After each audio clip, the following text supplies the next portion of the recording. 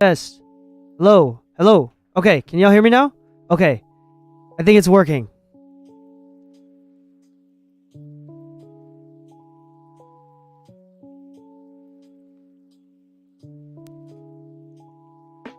Howdy, howdy, howdy. Hello, hello, hello. Alright, can I show y'all something?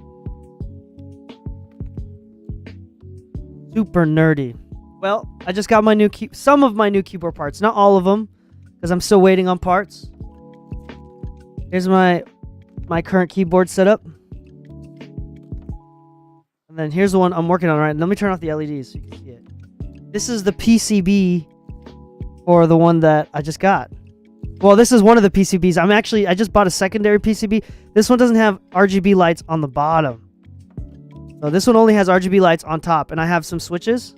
I have a whole box of switches. Check this out.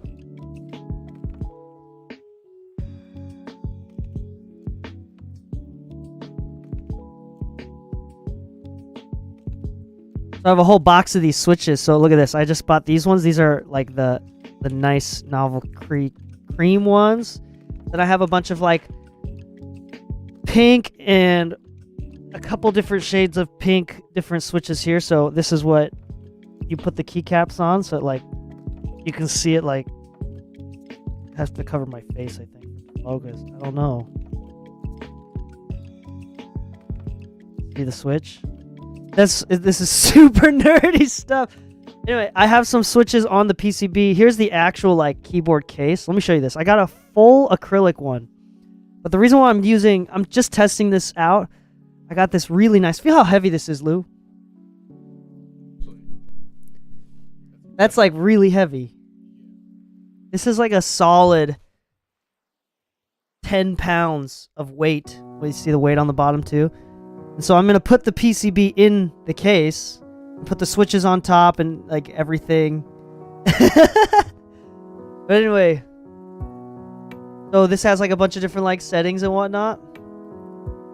But I'm still kind of like configuring it. So the one that I got, the secondary PCB one, I'm going to have to like solder everything in. But it's got RGBs on the bottom, so it shines through the case. So check out what the case looks like when the RGB's on the case. I point this down. It makes the case light up. See that? So the one that I just got, the one that's coming in the mail, has RGB lights on the bottom of the PCB. And then I went on Amazon, and the PCB that I bought also has individual LEDs that I can put in. So this one has built-in RGBs on top. And it's got like I can like download some firmware and stuff so it like lights up from the top. But the one that I got I can like change the RGBs pointing down, so change the colors of the case. And I can install, and it doesn't come with RGBs pointing up, but I can install individual RGBs into the keys, into each like one on top, but I'm not going to be able to like change it. It's going to be like a single color LED that I have to solder in. And I bought a pack of 100 of them. It costs only like 10 to 20 bucks. I got a whole pack of 100 purple LEDs, 1.8 millimeter purple ones. So like when the new one comes in, I'm going to have bottom glow into the case, as well as permanent purple light coming from the top, which is going to be super freaking dope. But again, look at how dope this looks when the RGB is pointing down. Like that just looks so badass. Oh, I'm so excited for this. Like the secondary parts. Oh my gosh, I'm so excited. It's going to take me like at least another month or two to get like the keycaps. So these things. Like the cap that comes on the keyboard. It's going to take me like, I got custom order. And it's going to take like another, this is like, what is that? Lou is like, what the F is happening here? Lou looks mad that he doesn't have one. Oh, dang. Lou seems unimpressed. Oh my God, no, I'm just getting like a million messages. My phone was off, and now I've got like promoters hitting me up. I've got concert engineers hitting me up. I've got like the tech company that's hitting me up for consoles and this and that. I've got 2 concerts to run. He's got like 30 3 things days. on his mind. No, we just pulled up, and we were just kind of getting started. And while I was kind of waiting for this stream to start, this is hilarious. I was just pulling up. I was just playing. Honestly, this looks fucking dope. I'm not gonna lie to you. I don't know if it's pulling up really well on the camera. Like when I point the LEDs down, this looks cooler than I thought it would. Because when I point it up, it doesn't light up the case at all. Like the case doesn't get lit up. It's just like coming out the top. Oh man, I'm so stoked. Oh, that looks fucking fire. Yeah, building a custom keyboard here, but in the meantime, we're gonna be using this one. I'm gonna switch this to purple, so it's like, oh man, sorry, I'm just like really nerding out about. This is so stupid. Quite honestly, this is like, there are very few things that are more stupid than this. Actually, I think that's pretty cool in a sense that I know we're talking about expanding another room for dedicated to mixing. If that's the case, a colorful keyboard like this would actually be kind of hard. Hard is in like dope. In both ways. There you go, look at that. It's just like the keyboard itself is purple. Like I like the quality of the build of the body. Like that acrylic case really has weight to it, which is you know me. Anytime I pick something up, if it's heavy, I'm already impressed. Yeah, I didn't expect it to be like this heavy either, which is crazy. Oh my gosh, it's got so many different RGB options.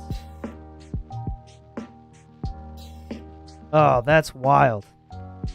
I'm going to leave that face down on my desktop for aesthetic purposes, just to make me feel better about my purchases. I spent way too much money on this stuff, so it's a bad habit to get into. Let me put away these switches too.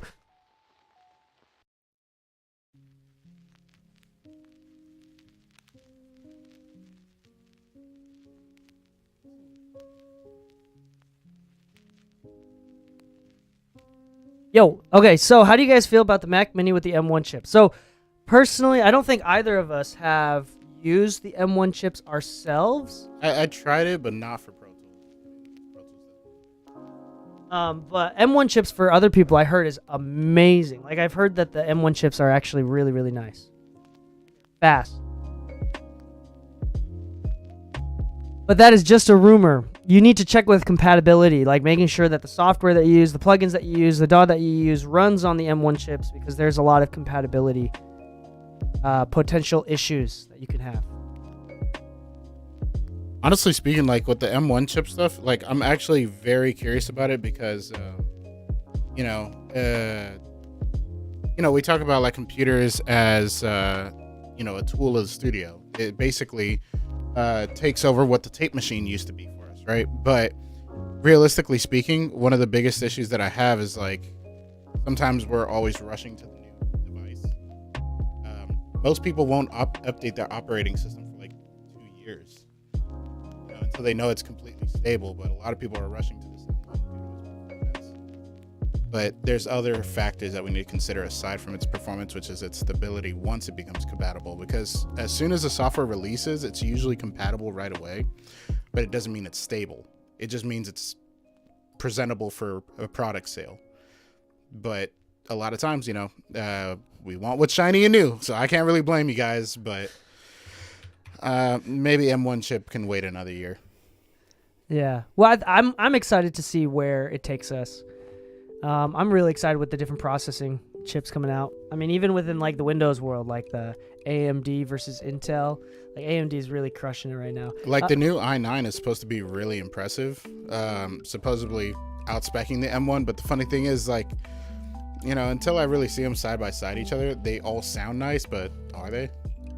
Like, not everything on paper is always great. Like, how many times have we listened to monitors? Like when we go monitor shopping and it took us like 5 seconds to be like, nah, I still like what I have. Yeah, exactly. On paper, it sounds amazing, but in real life, it just didn't hold up. Also, did you see 32 Demon, which is, anyway, so 32 Demon's like, he's like, sorry, number one rule for the studio: don't touch any of DK's Pepsis. Oh no! I'm just kidding. I won't drink from it, but it was looking me a certain way, so I touched it. Do you want a Pepsi? I have a bunch of them. Do you want Can one? I have one? Yeah, I'll bring you one. I want to experience the K. I was gonna say the D, but I don't want to experience that. Yeah, yeah. No. But yes, guys, I'm not mad. It's concert season. We're getting a new room at the studio. We just did a site walk and everything today. Still same property, but this time it's going to be a room dedicated for mixing that I'll primarily be working out of. But the cool thing is that the season is picking up for work. So if you guys see me super distracted, it's probably because my phone blew up out of nowhere. It's like an atomic bomb today. Also, you want to see something funny? Here's some lemons. I gotta see this. And I'm standing here. Actually, I'm sitting. He's already beaten my record. I learned that in elementary school. It's like one of my random things that I can do. Wait, you can juggle a little bit? A little bit. You want to try with these lemons? Don't drop the lemons. Don't drop the lemons, Lou. I'm gonna drop the mic.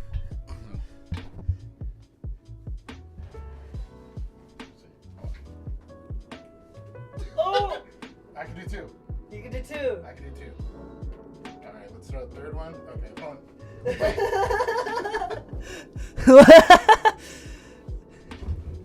hold on. Live sound could be a good break from the studio, Evan says. Oh, you gonna get back to me? Dr. Pepper is my go-to. What is the move for the stream today? Good question. What is the move for the stream today? We usually like talk about what we're gonna talk about. We need to do one technical one and then one grab basket. I mean, what about as the season picks up, as far as like the season's picking up, so like what are we doing to better prepare for the heavy load? Yeah, so hold on. What did we do last week? We talked about how we were going to do vocal compression or something else.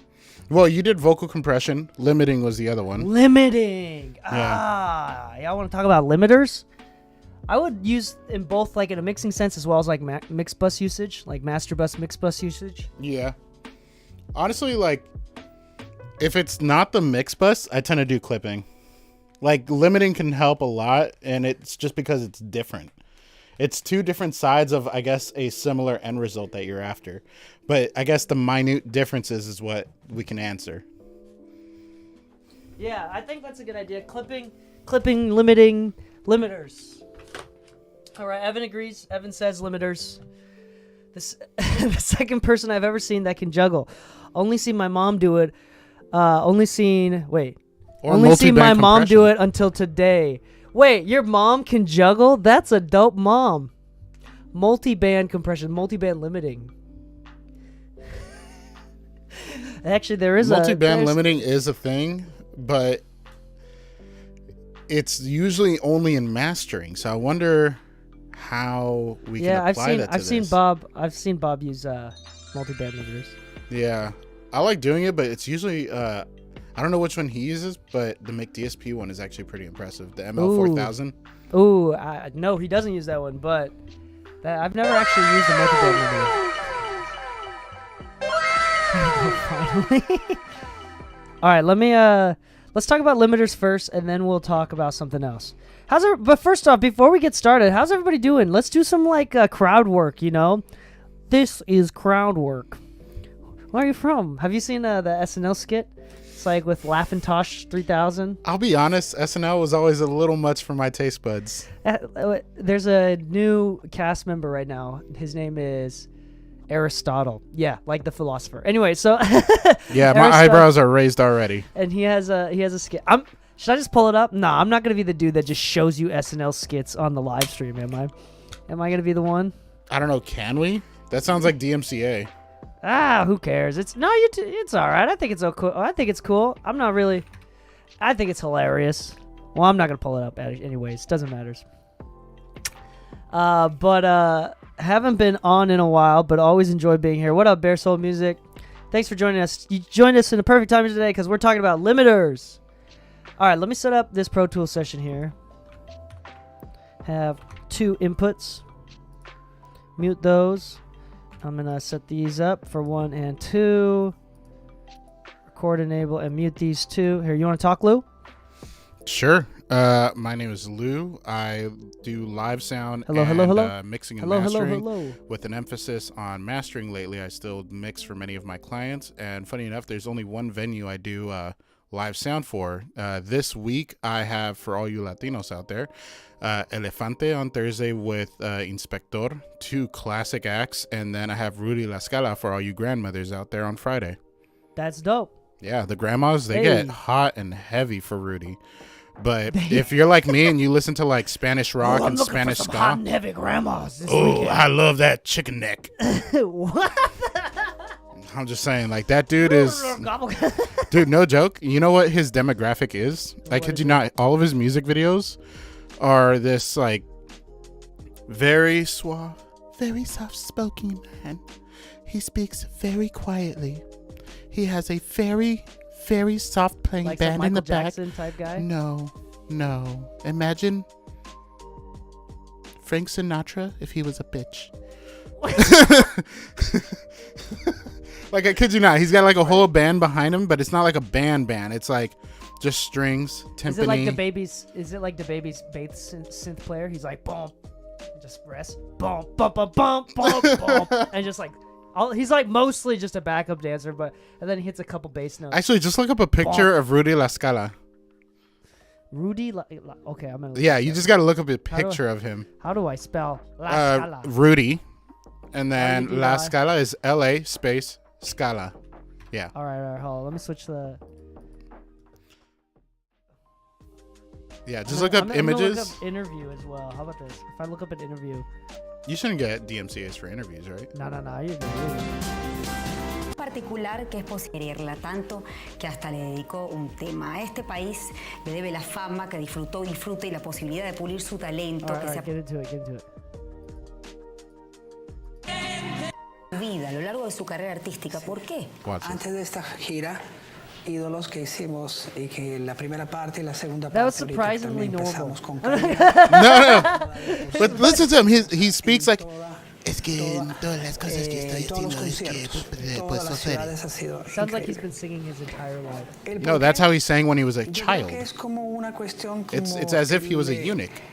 On that note, you know what is funny? Like, he does hit a really high note. Talking about eunuchs. You know, it's funny. My wife and I, we always joke about. I have a higher talking pitch than my wife. My wife speaks in a lower talking pitch than I do. You know, I just want to say, I want to hear you guys argue. I'm not saying I want to hear you guys argue for the sake of an argument, but for the sake of hearing this in action. Like, what does it sound like when your wife is going to be like, no, DK. No. And you're like, yes. You know, fun fact, my wife... I'm sure it doesn't sound like that. My wife and I, we've disagreed many times, and we'll probably continue to disagree for the rest of our life. It's natural. But we've never fought before. You know, the funny thing is, anytime me and Anna ever get close to like an argument of that nature, I'm just very quick to shut it down. Like, is it worth it? Is it honestly worth it? Like, do we really need to be let me kind of preface person? With when I say that, like, I'm definitely not the good one. My wife does that, not me. That's why we work so well. Anyway, so my wife is the mature one between the two of us. Between me and my wife, we're gonna talk about limiters. Let's go ahead and start this podcast. Is that cool? Yeah. Wait, what are we talking about? Limiters? Limiters. All right. In what context? All contexts. In a limiting context. You know, I feel like we can have a context. limitless conversation about limiters. No, I think it'll be about like in the mix as well with individual tracks as as he said the thing. As well in the mix. As well as we're gonna talk about it from like a mix bus mastering standpoint. Yeah.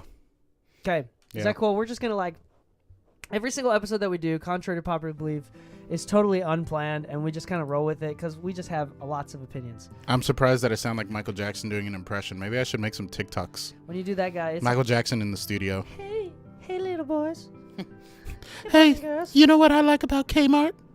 Oh. We seem to have something in common. Kids' pants half off.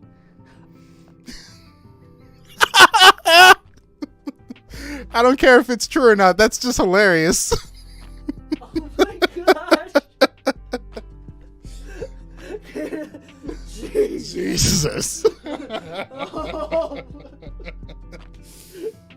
Oh my gosh. We just lost half of our viewers. All right. To be fair, we hang a picture of Michael in Studio A, so we love do Michael. love Michael. I love Michael. And I'm sure Michael could take a joke. I was gonna say something else. I'm gonna be appropriate this stream. All right. You're a better man than I. Evidently. We're gonna start recording now. This is take one of the Mix Music podcast. Let me pause the music here. We'll do our very best to like answer your questions, and you can feel free to like comment and cater to help us kind of move the podcast, like how you influence the directions that we take with the podcast. Feel free to do so. But I'm not going to be able to like pay full attention to the comment section while we are recording. We won't be able to like stop and answer questions unless it has something to do with the topic mid-recording. So yeah, so enjoy. Okay, here it is. Let me record this. Take one of limiters. Here it is from the top. Okay, let me zoom in here. Okay.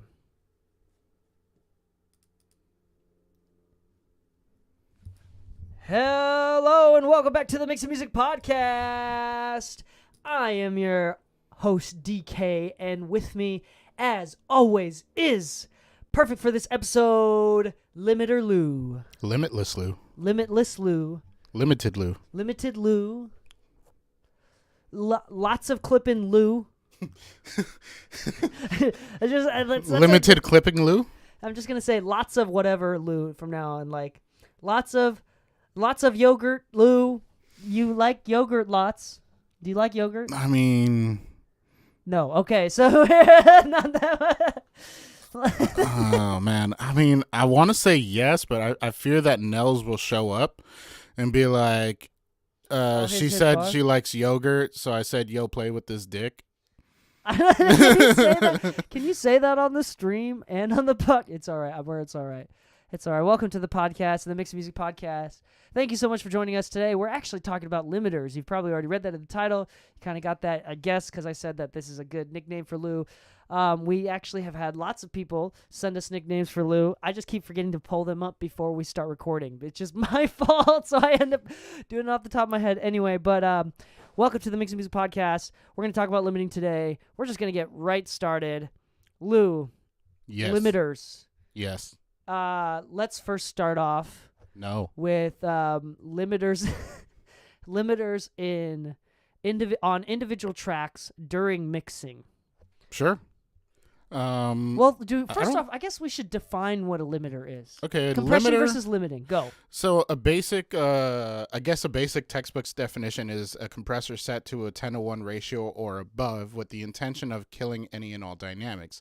Obviously, if you were to slap that onto something that at like minus 20 and that thing's peaking at 0 digital, it's still going to get 2 decibel increase, but you'd have to hit it 20 decibels over just to get that 2 decibels. So it's anything that you're basically trying to shave off and basically create a brick wall out of. Anything that's 10-to-1 or above. Yeah, so technically 10-to-1 and above. So a compressor is just a smaller ratio limiter.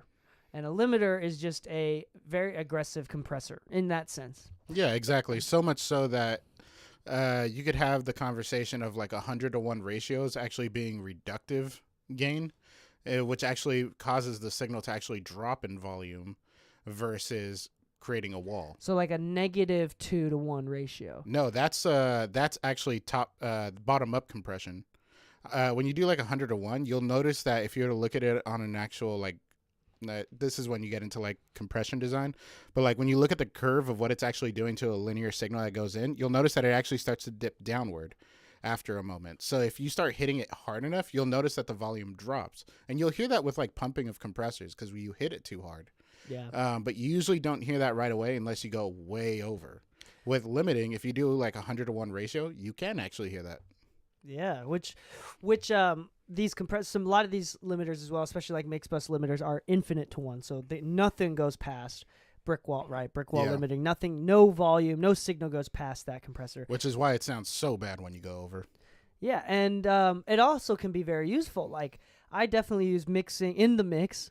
I use limiters heavy compressors or limiters, straight up like mix bus type limiters, on various different things to create headroom. Like, for example, it's not uncommon for me to use a clipper as well, or like a limiter on a drum bus, not to squish it or get more tone out of it or anything like that, but nothing other than the functional purpose of getting just a couple more dBs of headroom, which a couple more dBs of headroom can really change the overall volume of the mix when you get to the mix bus mastering stage. Absolutely, yeah. So I definitely use that a lot. What other tracks, like acoustic guitars? They can use a limiter sometimes. It really depends on the overall intent, because the cool thing about a limiter is, unlike a compressor can be used to like gently control the dynamics, but you can use a limiter to really offset like the undertone. Like, for instance, like an acoustic guitar as your example, like you can use it to actually increase the body and minimize the transient. Like, it's not just about shaving the top off. It's also about bringing the bottom up with it. Mm-hmm. Absolutely. And I think it's interesting too. Like, I think when I'm using it in the mix, limiters more often than not, I'm using it for creating headroom, more for the function. And when I'm using limiters in the mix on individual tracks, like brick wall, like L1, L2 type, like super hard limiters, which then again, like I use like 10-to-1, 20-to-1 compression, that type of like softer limiting, not brick wall limiting. I use that quite often as well. But I would say like hardcore brick wall limiting, I use on tracks more for like the purpose of creating headroom, of making sure that the levels, the peaks are not as high, I guess. Yeah. Making sure that it's a little bit more functional, right? I don't want to change the tone at all. That being said, like I do use like the Zener limiter, or Fairchild limiting, or like any sort of 20-to-1 limiter. Right now I've been using a lot of like Silica from Krish Audio, which is basically just like a Zener or a germanium limiter. And those ones I use a lot for clipping, as well as because the Zener limiters are really great for like saturating clipping with. And then as well as like I'm like doing a lot of tonal stuff for that. Or even with the Neve, what is it, the 33609 type diode compressors. Yeah, I love that thing. And like I'll go a lot for the tone of it. A lot of people don't even engage the limiter on it, which I'm surprised. Yeah, and the limiter on that one is dope too. Yeah, it really is. I think it's really good on like drum buses. Yeah, so definitely something to try out there.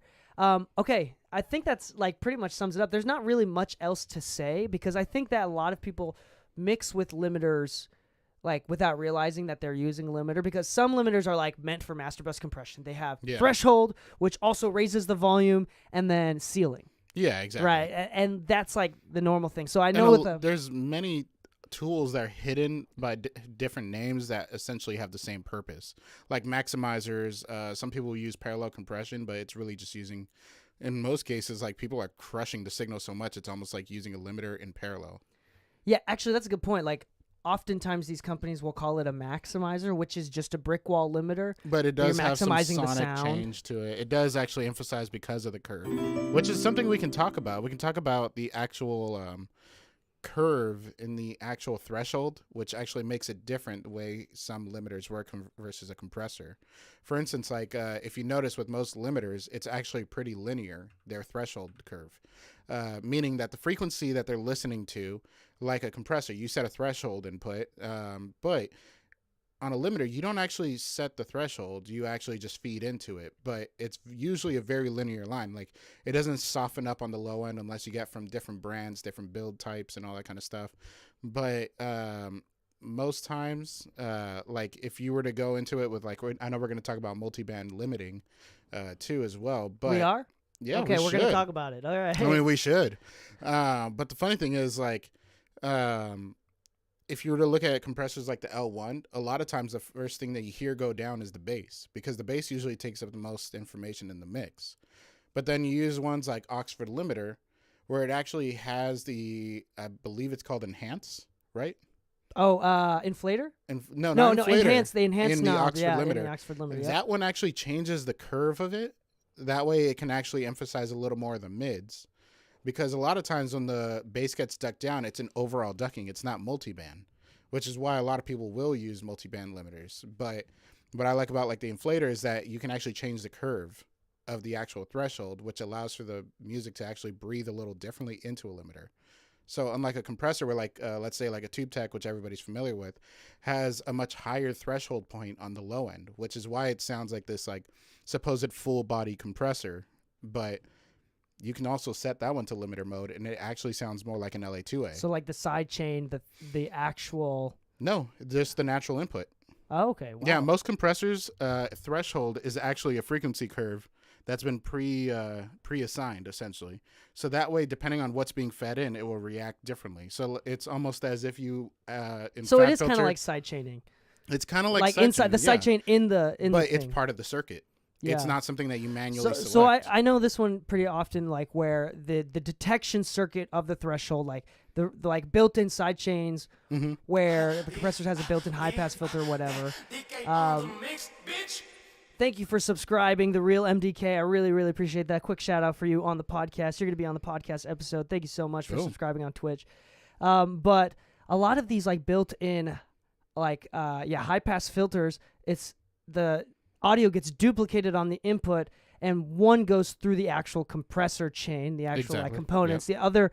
The other duplicate goes through the side chain circuit, which has an EQ built in, and the detection circuit where it detects the frequencies going through, and it high passes the detection circuit audio. Exactly. So that way, the low end isn't triggering the compressor, but it's still compressing the low end. It's just not being triggered by the low end. Exactly. So that's how a lot of limiters are actually different from compressors.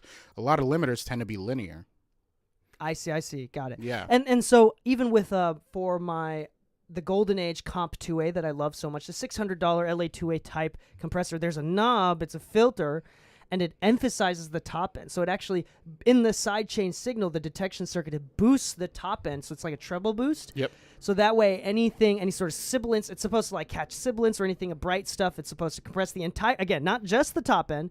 It's not a frequency dependent compressor, but it's triggered more by higher end exactly information, which is very interesting and can totally change the character of a compressor or a limiter. Yep, which is why you find like a lot of mastering compressors, though they have the option to limit, they're usually in the compression stage, but a lot of mastering limiters may have like some EQ curve changes on the actual input, but usually not. It's not something that's typically found in a limiter, but in compressors it is. And so I know that some people are a little bit lost right now. If you're new to mixing into the audio thing, that was just a really weird conversation. But the point is, I think just make sure limiters and compressors do all sound different. And there's a bunch of different companies, a bunch of different models because they do sound different. So I would say just pay attention to the tone because it's not just volume. Like the first thing that you should be listening to for a compressor and limiter is volume change, dynamic change, not tone change. It's actually a dynamic thing. So most people can't hear compression because they're listening for more low end, more top end, or some sort of like frequency change. But you should be listening for the transient. Yeah, listen to like the pop, like when the kick drum hits, how much of that initial kick is going through, how much is it squishing down. Like you'll hear the air come out of your speakers, and really, really nice speakers. Like in my case, my speakers, the transient and information is very, very obvious. In the same sense, like when I was listening to a song yesterday in my studio, and I was like, oh, this song. Okay, Light Switch by Charlie Puth, which is one of my wife and I's favorite artists, right? Charlie Puth, Light Switch. The drums, or whatever the drums are, sounded super tight and super precise on my speakers. Is opposite. Yeah, and then I took it to the car, and that transient information was gone. So it'd be really hard to compress and hear compression in my car when the transient information is smeared to begin with. Yeah. So that's why I really like these speakers that I have right now. Anyway, but we're going to come back to the idea of clipping, saturating a little bit as well. What is the difference between limiting and clipping, Lou? All right, clipping deals more with the transient than it does the actual audio, but it will affect your audio if overdone, just like toast. You know, it's going to make it nice and tasty, but it's do too much, it's going to be burnt and nasty. But clipping is when you just want to actually remove some of the top end transient. Sometimes things are just poking through. You don't really feel a dynamic difference, but it just naturally has just a tighter transient. Maybe you're trying to actually help control the dynamics in your mix bus so that the compressor isn't actually responding so much to it. The cool thing is you can actually just feed a clipper and set a threshold, and you can actually just start shaving into it. You're basically just cutting the top off of it. Imagine you had a mushroom and the volume that you're looking for is just the stem, and you just want to cut off the top. Imagine that top went away. The stem stayed unchanged, but anything related to that top is gone. Now you just got the stem. Now, with limiting, it's actually similar in the sense that you will lose the transient. That's just naturally happening as you feed into that threshold, but it's being pushed downward. It's not being removed. It's being pushed downward. So you're dropping dynamics, while a clipper can sometimes save your dynamics. So we have talked about this before.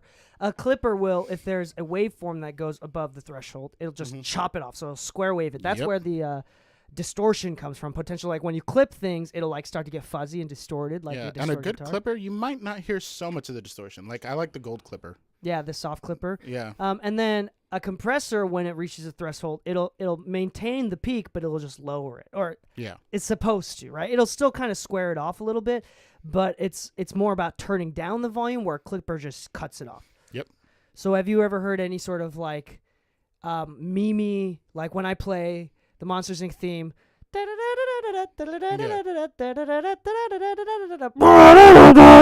and like I just did that totally on purpose, just screaming into the mic. I'm just clipping the microphone, right? I apologize to anybody that was hearing that, but anyway, that's clipping. So you can actually get loud with clipping as well. And so I know that both of us use a combination of limiting and clipping in the mix bus, master bus phase. All right. Yep. I want to briefly talk about in limiting. I want to talk about real quick how we find out when people limit too much on the mix bus, master bus, what is the first thing that people tend to lose? You want to answer that, or do you want? I'll just say it. I feel like with the limiter, when I put too much limiting on a mix bus, the first thing that I lose is the low end. The low end is the first thing that gets sacrificed if you limit too much. That was what I was talking about with the whole linear threshold, because it's the first thing that's going to trigger it. It's the first thing that's going to go through. Not only do you lose that, but you lose front to back depth. Yeah. That's actually a huge issue for a lot of people. They say, I want my mixes loud. I want to have that 3D. I want my vocals up front, my snares up front. I want like the pads in the back. But if you do too much limiting, then the pads come forward. Everything gets drowned out. But it all starts with the loss of low end, because low end is usually where we perceive front to back depth. Yeah, and low end and transients as well. Yep. So like it's very interesting to me where I do for example, every Friday on Twitch, we do mix feedback at 10 a.m. Pacific Standard Time. So LA time, 10 a.m., I do mixed feedback on Twitch for free. And whenever we do that, it's very interesting to me that I get a lot of really awesome mixes that sound great. The balance is great. The tone is great. But it's compressed or limited to all hell. Like it is so limited that the drums are only punchy in tone. Like it's just all of a sudden a spurt of 3K whenever the snare hits, rather than the snare jumping out. The snare doesn't jump out. The snare just like pops, like whah, whah, whah. Yep. So that's like too much limiting. And when you don't when you have enough dynamics, you'll actually hear like it move forward and like slap you in the face. If you're watching the video, you're watching me like flick my arm forward. There's like an actual movement difference, and that's where like the front to back depth can come from a lot too. So I do, and so anybody that's like, and some like there's a lot of like side chaining that EDM artists do. Like some of these EDM mixes are crazy, and they still somehow maintain a little bit of that without. But it's a lot of that side chaining, and it becomes clipping, very and obvious. It's like specific limiters. I don't know how the magic is, but there's definitely, when you're listening for limiting and compression, it's exactly what you said, which was how much does it come out the speakers, the transient information. Yeah. Like it's got to push something back. Like not everything can be in front. Have you ever heard the concept if everything's good, nothing's good? Yeah.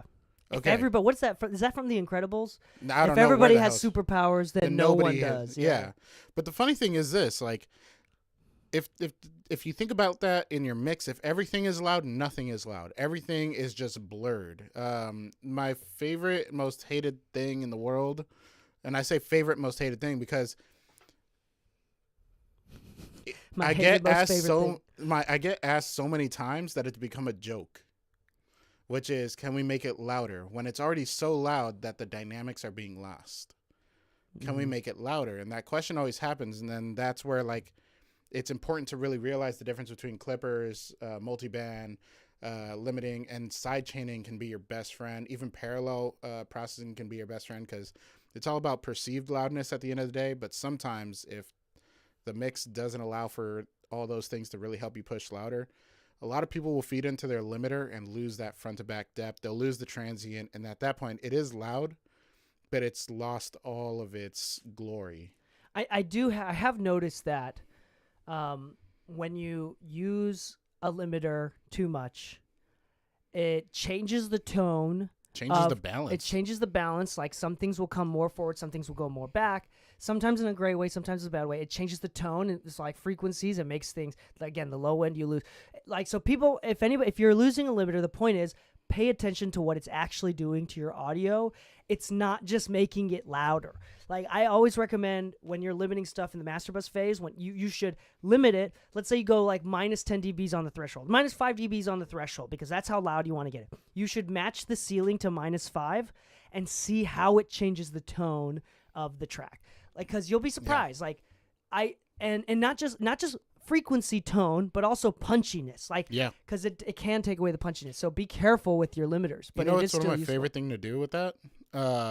So you can do the 1-to-1 knob, like, you know how on Waves L1 you can actually click on both, just hit shift on both the threshold and output, and you can actually drag them simultaneously. That way you can actually do the matched. Or Pro L2 from FabFilter has the 1-to-1 button and all that. But the issue that I found with that a lot is a lot of people will just reference just to see, but they don't really hear the difference. They just say it sounds the same, I just don't hear distortion. By the time you've hit distortion, you've probably already done too much as well. So if you have Plugin Alliance, there's the adapter plugin, which what I've liked to do recently, and this has actually helped out a lot in maintaining dynamics in the limiting stage, even in compression stages. You can actually just export a bounce real quick, do it offline if you want. I usually do online, but drag that track into adapter and have the non-compressed, non-limited version as a listening option, and then match your volume to that. And then see if the limiting and the compression that you've added have actually taken away from the mix's dynamics or a 3D feel, and then base it off of that. Yeah. Because a lot of times, like I said, even when we listen to 1-to-1, there's some minor changes that you don't initially hear right away, especially in the beginning stages of your career, especially depending on your monitors. Like, I'm not trying to bash anybody with KRKs, but KRKs don't really do well with transient response. Focals don't do well with transient response either, and that's what I use at home. But ATCs, as expensive as they are, they have a good frequency range, but not great transient response. These Strauss have great transient response, so it's easier to tell on some monitors than others. But the funny thing is this. If you were to compare it to the original mix versus the limited one at the same volume, you'd actually hear a wild difference. Yeah. Yeah. I do think so. And that's important to at least pay attention to. Now, how do you get around that? How do you make it better? There's a bunch of different ways to do that, and it's going to be very subjective to what you're working on and the components, whatever it is, right? The different tracks. The point is just pay attention to it. You can squash it as much as you want or as little as you want, as long as you know what's going on. The number one rule with mixing is just making sure that you're doing everything intentionally. You never, ever, ever do anything or pull up presets just because someone told you to. That is a very big no-no in the mixing world. I use presets all the time as a starting point, and then I adjust from there, but I always make sure, like, you see me constantly bypassing everything and then making sure that it's actually making a change that I want to keep. Oh, yeah. But anyway, just pay attention to the sounds that you're making. The Real MDK on Twitch says, do you mix into a limiter? I don't. I'll be honest. I do both. You do. I do both. Sometimes you do, and sometimes you don't. not on V1. I do on V2. Oh, like, okay, so revisions. Yeah, if I put a limiter on it, then I do. That, yeah, at that point, V1 was intentionally done with the intent of getting the best mix, not the loudest mix. Now, when I got to the limiter stage, chances are I still paid a lot of attention to the limiter at the end of it, but understanding the balance I had for that day. But you know how it goes. You listen to it the next day and you're like, you know what? There's a few things I want to change. There's something I noticed that changed after the limiting and everything. The vocals came out just a little too much. That's another thing that stands out when people use limiters. Your mid-range stands out because the low end drops. But you don't necessarily hear that if your ears are fatigued. Usually when your ears are fatigued, mid-range starts to drop. Your perception of mid-range drops. So you may actually like the way it pushed the low end forward, but the reality is the low end never got pushed forward. I do think it's important to. So I'm in the same way. Yeah. On V1, I don't mix ever into a limiter, but if I'm doing a revision and I've already mastered it and there's a limiter on it, I'm not going to turn it off to do the revisions and then turn it back on. Yeah, I'm it gonna, doesn't I'm make just sense gonna like I'm that, gonna yeah. mix into the limiter. Just that's because I'm just lazy, to be fair. But I actually do know one of my teachers that helped me learn the art of mixing in Pro Tools.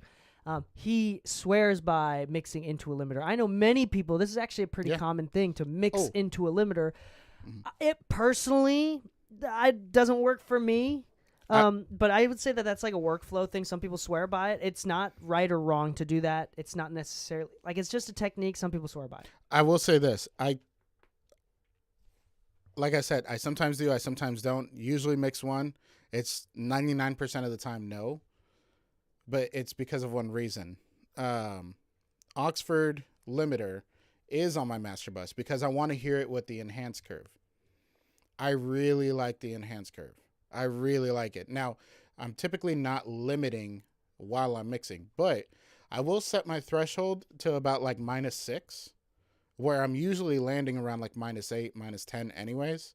Not because I want that much headroom, but usually a lot of people's tracks are too fucking loud when they send the stems, which is another thing. People, stop normalizing your stems. It's not helpful. But I will take their stems if it's been normalized, and I'll drop it 10 decibels. And usually that gives me enough headroom.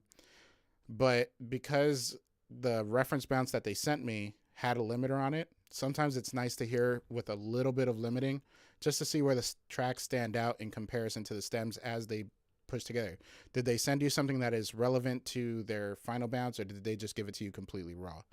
And sometimes that little bit of limiting kind of brings out the mix already, but it's not every time. Most times I will not use a limiter at the start. Yeah.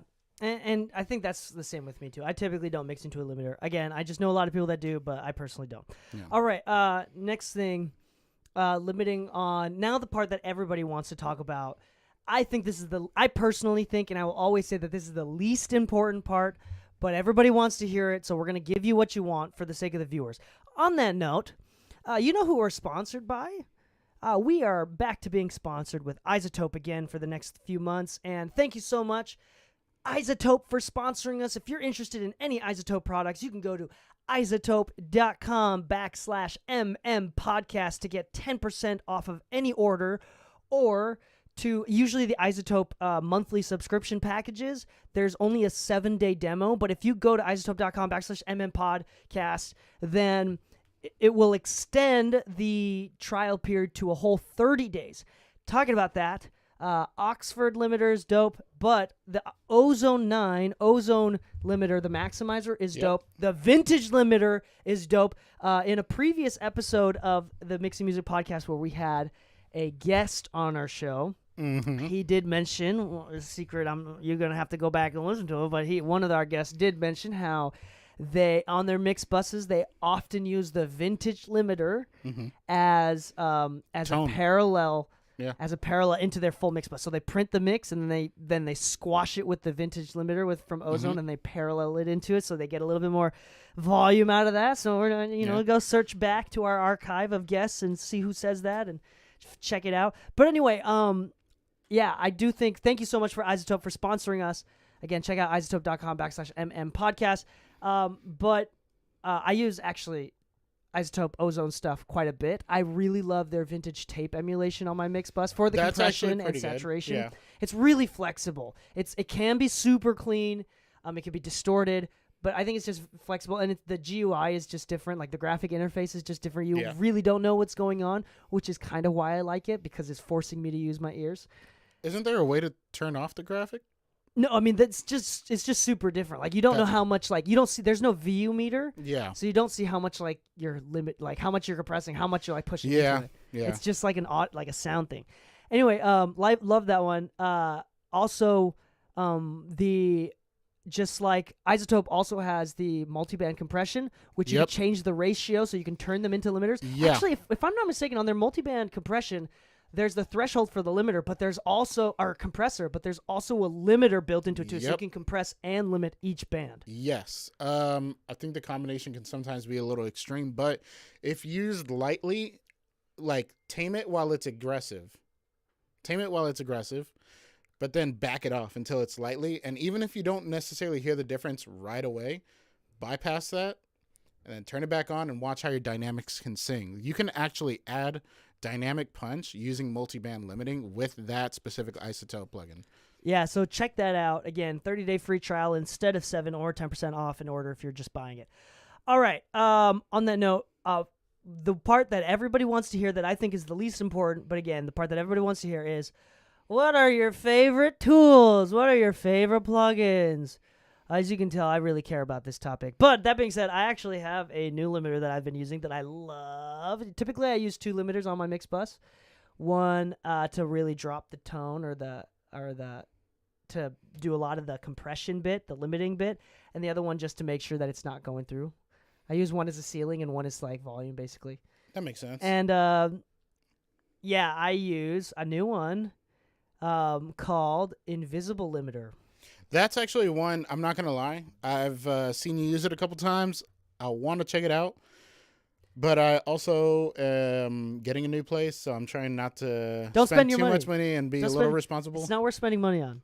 It's not worth spending money on. No. It is definitely worth spending money on. Oh, but okay. Getting an apartment is more important. No, absolutely. Priorities. I've been doing this 12 years basically now. I was counting my age the other day, and I realized I started really taking on music professionally 12 years ago. That's if I've been able to do it professionally without it for 12 years, I can wait another.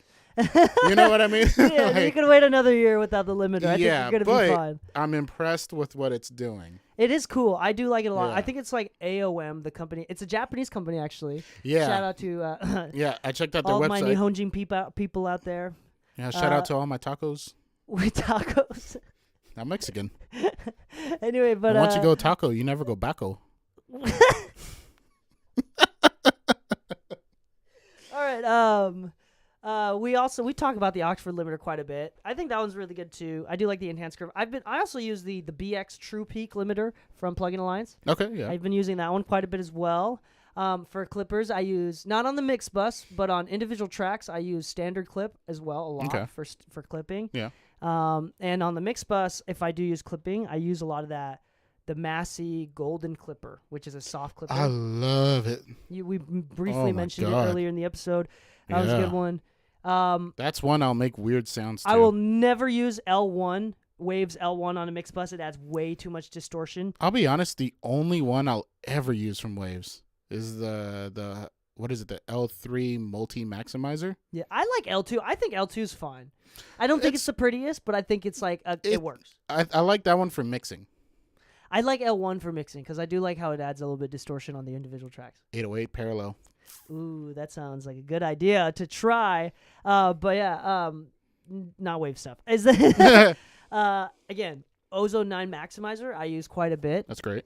Is great stuff. And I really, actually, if you listen to the different tones, like the modern version versus the V1, V2, like the different tones that they have, they actually sound really, really cool. Also has True Peak built into it.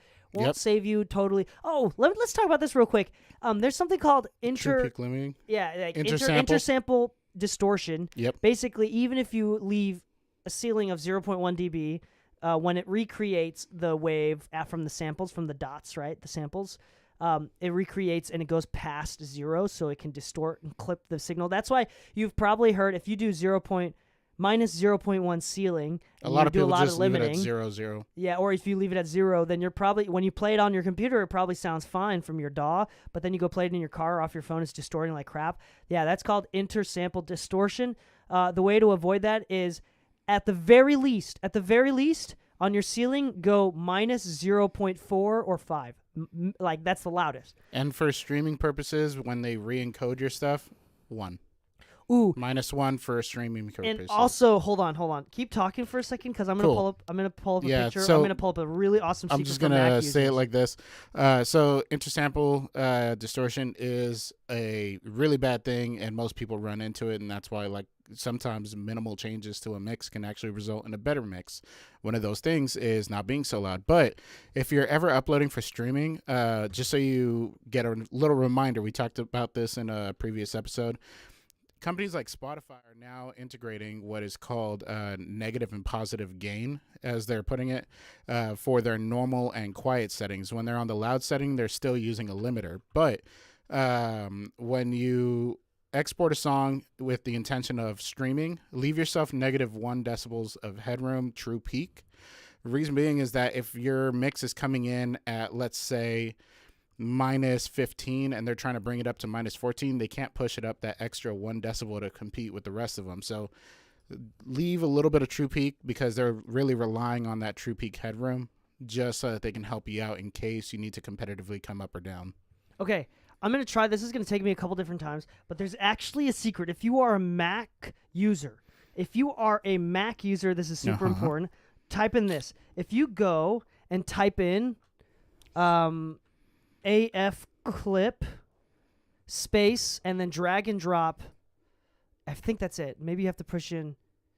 Okay, I think that's it. Okay, if you go to terminal. Oh, there it is. That's perfect. If you go to terminal, and you can see this on YouTube or on Twitch right now. I'm pulling it up on my screen. If you click on terminal, which is the built-in like coding thing for Mac, and you type in AF clip space, then drag and drop the WAV file into it, click enter, it'll process the file, and it'll show you how many times it samples, intersample clips. So on the left-hand side, it looks like on this specific track, 46 times, and in 26 samples, it clips, which is actually a pretty low number. So there's not a lot of intersample clipping going on. Let me see if there's one that like there's a lot going on. Hold on. Just anything from the end of a day of a session.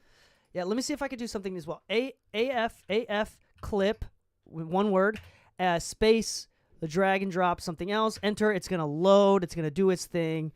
And again, you can see this on YouTube or on Twitch. That one, no samples clipped. So there's no samples clipped on that one. So that means I left enough headroom. Really, isn't this just dope? Actually, I'm going to start using that. This is one way, actually, who, AF clip. Oh, I did not spell that right. AF clip. Did you call it quack? What did you type? AF quack. No, my fingers were not in the right spot. Okay, so I'm going to hit enter. Oh, did I not work? Did not work? I don't think so. AF All right, clip, space. And I'm putting in this song now and entering that. It's loading. It's showing you with a 16-bit, 4800. Okay, 112 intersample clipping on the left-hand side, 62 on the right-hand side. So really easy, fast way to see the actual numbers of clipping. You won't like, and so if there's a big number here, it's going to be audible. If it's a pretty low number here, it's not going to be that audible. But the point is, that's just one quick way that you can actually look to see if you're causing intersample clipping. Not just using your ears, but you can actually like use meters to see what's going on there. Very interesting, right? Bob Horn showed me that one, who he learned from somebody else. Really cool. Check that out. That's part of Apple. I don't know if Windows has an alternative or has an option there. If you're using Pro Tools, you already have that. You what? Hold on. You can look at the intersample clipping from Pro Tools? Yeah. How do you do that? It's a stock plugin. Oh, it's a stock plugin. Yeah, and it's in your regular plugin. It's not an audio suite or anything. Let's check it out. Oh, I don't think I can pull it up because I'm recording. Yeah, but what is the plugin called? I think it's just meter. Oh, and it'll show you intersampling? Yep. Intersample clip distortion. That's cool. Yeah. I've never heard And that. it'll actually time mark it and everything for you. Oh, that's cool. You just play it. You leave it on and play it? Yep, and that's it. And then it leaves Is an it actual the ugly catalog. green one? Yeah. Oh. That's what that is. Oh, I've never used that one. Because it's like that ugly lime green thing. Yeah, that thing's been around since the 90s. I'm just saying. Yeah, okay, so that actually can catch intersample. I've never tried but it. if you don't have Pro Tools, AF clip, space, drag and drop. Yeah, that's interesting. I didn't know that. So check that out. Hopefully that helps you with your mixes, with limiting and all that jazz. We're going to do a couple quick shout-outs. If you're listening on Spotify just released a new way to promote the algorithm or help us out on the algorithm. There's a 5-star rating system. You don't have to type any words, no review. Just leave a 5-star rating. If you're on Apple, if you can just say, hey, what up? Just like a couple words and leave a 5-star review. That helps us so much more than you could possibly imagine. It's a totally free way to help us, support us. Appreciate y'all. Thank you so much for anybody that has already done that. Lou streams on Twitch, twitch.tv/mastered by Lou, Monday nights, 6 p.m. Lou is answering questions, doing some mixing or mastering for y'all live on the spot. Every Monday at 2 p.m. Pacific Standard Time, LA time. I'm streaming on twitch.tv/DK Mixes. I'm streaming the podcast Thursday mornings and Friday mornings. I'm also streaming mixing and mix feedback in that order. So come check us out on the streams. Go to mixingmusicpodcast.com if you want to learn about our sponsors. If you click on any of our sponsors and use any of those links, then we will get a kickback and make a little bit of money from y'all. Literally, with their prices, we're talking about pennies, but every penny counts. Yeah, and we're really, really grateful for anybody that supports us. Thank you so much for listening to the podcast and listening. Subscribe to us on YouTube, blah, blah, blah, blah, blah, all that jazz. Happy mixing, my friends, and stay saucy. Cool. That was a great episode. Dude, I took in 2 bookings, scheduled 2 tours, and was going back and forth with a promoter in that episode. Well, then that was a busy episode. You were like multitasking to hell, to heck. There was moments where we were talking and I was like, I'm typing a text at the same time. How do I? Oh, my ADHD is flying. Okay, that one recorded. I'm glad. Okay, sweet. We want to answer a couple questions from the chat. From anybody that's still here. From YouTube, a couple people asked. Cassidy Ray on YouTube says, is it wrong to use the same compression on lead, ad libs, and extras? I'm pretty sure Roy Klein kind of led into that one. Said, when using compression on a lead vocal, would you use compression on both track and bus, or just one or the other? I usually do both. Amen. I do both as well. Yeah. Because I know that vocals going into a bus, there's usually multiple vocals, because I know it's going to trigger a compressor. For example, if the ad-libs are really dynamic, then I'll crush the ad-libs before it goes into the bus compression, so it doesn't affect the compression, everything. I hope that the ad-libs will not cause the compressor to compress the lead vocal as much. You know, I think there's one thing that me and you both do different, which is I think you work on sections in buses versus types in buses. Am I right? How do you mean? You'll process the chorus as one section in a bus, and then you'll process the verse. No, I do lead vocals all in one. The only time that I ever do like ad-libs and lead vocals into a single bus is like for trap music when there's only like 4 tracks. The reason I ask is because I almost never do sections unless I was provided a session. At which point I will then work on the chorus as a chorus section and the verse as a verse section. But I will process the individual tracks within those groups. Like there's verse lead, there's chorus lead, there's bridge lead, and I will process slightly different. But the bus tends to do the most of the heavy lifting. Yeah. But compressing into it, absolutely, I do all the time. But it's one of those that I know different people will say like, oh well, my chorus is supposed to sound different anyway, so I have different EQ points for the leads at that point. Yeah. But I usually do that on my lead bus anyways, but I do those key points on the individual tracks. Also, I'm not going to lie to you. I was looking at this multiple times during the stream. I'm obsessed with this keyboard. Yeah, I'm not going to lie. It's I may want that, but so just in purple. Pleasant. Yeah, so even if I just switch it to purple. Hold on, let me flip this back over because the lights are on top. I was just holding it upside down. Oh my gosh. Hold on. Let me go to just solid color here. Oh, did I skip it? No, that's like violet. It. Oh, ooh, like that? A little darker. Oh, yeah. Oh, that's too blue. Hold on, wait a second. A little more purple. Is that purple? Blue? Purple? Pink? That's a little bit. That right there. I think that's better. That's good medium. That's a Gengar. And then that's a Gengar in the light. Underneath, upside down. Ooh, that's which nice. I'll probably be leaving my keyboard with the keycaps like that. See how it's like the keyboard case itself. It's a little bit hard to see in the camera. Yeah. But the keyboard case itself has become purple. That looks dope. See, for the mixing room, I think I would deck it out in a very personalized way, but that's aesthetically pleasing for everyone. And this looks like something that would be kind of there. I'm wondering, and you could do like for $20, I bought on Amazon 100 LEDs, so I can like so the one that's coming in has the PCB where it's the bottom light, the underglow, so it lights up the case. But I can also put in purple LEDs pointing up, so it'll come through the keys too, just like this keyboard. See how this one's LED coming out of the top? It's hard to see, I know. So but this one doesn't have any holes or ports for the underglow to come out, so that usually doesn't include them. So this PCB is not the one I'm going to use officially for this keyboard because I'm waiting for the one that comes in that's underglow that lights up the thing. Anyway, it's just and then I'm just gonna have purple LEDs on top. Yeah, it's super sweet. I guess you can say this question is going to be fairly nerdy, but it looks like it doesn't even fit in there. So I mean, here's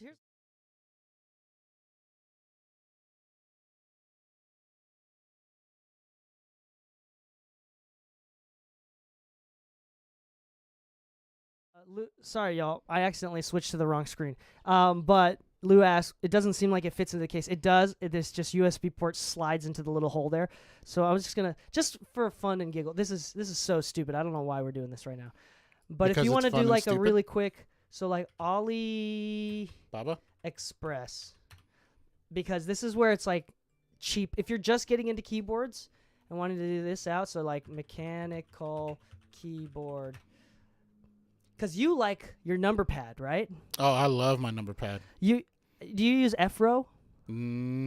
Just for So simple this one Mac doesn't stuff. have. So like I have to hold down a button and then click it to become it. So this, if I hold this down, this becomes the F-Row. And I like to have the arrow key. So that's 65%. 60% is classic gamer where it doesn't have the arrow key.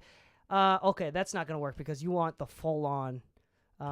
This is like a really nice website, and we're just gonna do like fully assembled just for the sake of Yeah, because I'm not trying to assemble. 95% assembled. What's the 5%? taupe. Yeah, right. I have no idea. So this one looks like it's gonna be. This one's fully assembled and it's only $200. So that's actually pretty cheap. So to And be even fair, Uh-huh. for the kit that I bought with all the custom stuff, I think I can buy like this Loudon mic, new. Damn. Yeah. So like it was Damn. a little too much. But this is the But, same I mean, case. It's I the same spent acrylic case. $150 on my last keyboard, so I don't mind spending $220 on something that's this aesthetically pleasing. So this one has the number pad, but it doesn't have the split. So this is going to be tough because there's a number pad in it, but it's all together. So it's going to be a slightly smaller, more compact, but it's going to be harder to differentiate things. Now the question is, can I get the keycaps to come out in my takes? Can I get yeah. Like Wait, when hold I'm on the mic, I want to hear nothing but Yeah.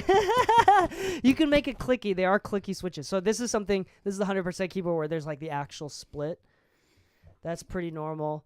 I have a whole thing for this, right? This is Not another gonna like lie, but keyboard fan. that thing. one looks kind of old school at the same time. Yeah, they are kind of old school. Hold on, 90% layout. Is there not 100% layouts on here? Yeah, this one has again the number pad. I like that it's all black. Yeah, there are black. Again, going back to my Instagram here. This is. I'm sorry that we talk about this. I know that nobody in the chat's actually interested in any of this stuff. Here's the funny thing. I honestly tell people all the time, they're like, what's one of the most underrated things that you should do when opening a studio? I'm like, worry about your aesthetics. Because 95% of the time, people will book your studio solely on aesthetics. The other 5% of the time is the things that matter. This is my next one. Like full white with a couple black keys that are accented with art. Like, oh, that's so dope. That makes me want to play solitaire. And I can get this entire setup like with fake parts and plastic parts instead of like full on like 15-pound heavy cases. I can get this for like $100 on AliExpress, which is dope. So the one that I'm getting is this set of keycaps. With this set of keycaps, which is way too much money, and I have a cable which is matching the color of the keycaps, and here's the acrylic case. I don't have this. Is wrist that your rest. same table? It is. Looks like it, but no, it's. It not looks my almost table. exactly not like my your table. table. These are super nice. Oh, you know what? That sounds like Lou right there. I know it didn't make a one, sound, but that sounds. That sounds like Lou right there. Yeah, so that is the whole thing. Do you hear that? But That's again, Lou in if the you're willing to background. sacrifice your number pad, you can get these really cheap. Actually, I don't want to sacrifice my number pad. Is the issue? Yeah, I like this. I like this one where it's split. It's got the F row which are split. I like that shape. I like this design. The F row is split up top and the number pad to the right. I really like that design. I think I'm gonna focus on acoustically treating the new mix room first versus this keyboard. This Whoa, is hold up! I saw something cool to the right. Up, no, down, right there. This No. one. Wait, which one? One This in the middle, right? Yeah, This one? yeah. Ooh, So that's same sexy. board. So it's the purple glow, but this is the tarot keycaps. I don't know what that means, but it looks Like, delicious. it's bubble tea. Bubble so this tea, is like and that sounds like delicious lavender tea. and a little bit darker. And you can get like clones of this keycap set for like $35 on Amazon. It's pretty accessible. Do I have to easy. build it all myself? No, you can do pre-built ones too, but in order to get this customized one, to get this case with this keycap set, yes, you're gonna have to custom build it. Damn it. Which I can obviously help you with. No, yeah, that'd be But- great, but like, oh man. I think See, it looks dope. I like building my own cables, but I've never had to build my own keyboard, and that sounds like a labor of love for that one keyboard. I That- love my keyboards. My keyboards are like my children. Would you say that going to Pro Tools from another DAW is a big learning curve, Linhart 97? Kind of, because Pro Tools is behind the curve by many, many, many, many, many, many, many, many years. And the reality is, I'm sorry, Pro Tools users. I'm a heavy Pro Tools user, so much so that I bought an HDX system because of how much I use Pro Tools and rely on it. But it fucking sucks when it comes to production. If you're looking to do production, go into fucking Logic, Ableton, FL Studio, any fucking thing else. Yes. Yeah. We're way behind the curve in Pro Tools. If you're trying to be an engineer, Pro Tools is a good bet. Yeah. But In fact, it's the most professional bet. for sure. And when it comes to like people ask me like, how did you learn Pro Tools? I think honestly, you just got to be using it and like Yeah. Googling everything. How do you do this? Yeah. Google it. Just Google it. And as long as like you're Googling everything and just trying things out, making the mistakes from the beginning, you're gonna get good at that. To be honest, the only reason I learned how to use Logic was because Pro Tools was very limited once again. I had a project that had 330 channels in one of the mixes. It had like 290 something in another mix. Like each mix was over 200 channels worth of audio for an wow. entire album. And Pro Tools standard does not offer more than 128, but every single other DAW offers around 256 to 512 channels of audio. So the weird, funny part is I learned how to use Logic because I was forced to mix in Logic because of Pro Tools limitations. I do like mixing in Logic sometimes. It's just Sometimes different layouts. and the thing I don't like is how it actually creates buses and routing and sidechains and all that. It's kind of annoying that you have to do a bunch of workarounds. But if you're a producer or looking to be a producer or anything in that nature, you're not trying to work in a professional studio, forget about Pro Tools. Talking about that, should we do an episode on what to spend your money on? Yeah, you know what? As we're building, that? we never really did that. We did what to buy for your home studio. But let's say you're trying to open up a room for yourself, as we're about to do for just dedicated mixing. So you are committed to doing it? You're gonna do it? I already told her yes. Oh, I already told her yes, and I told her if the sooner I can get in, the better. Dope. Okay. Because I've already been booked out of my room for this week, 6 out of the 7 days. So I can't work. I can't work. I need another room. There you go. Our studio is currently doing really well. The season's picking back up again. All the work we did last year is showing fruits this year. But with that said, I actually mix almost entirely in A. So unfortunately, our most popular room is the room I'm actually and most once you used start to. getting used to the other room too, like the mix room, we'll call it. Yeah, I Lose probably room? won't be in well, A it'll anymore. officially be a lose room. Like there's really no I should reason just to put be my in A. icon. We shouldn't even put a letter. It'd just be my The face. lose face on it. Yeah. It's like I like to book lose face. Yeah. So I think that, and again, like I think that's pretty easy to do.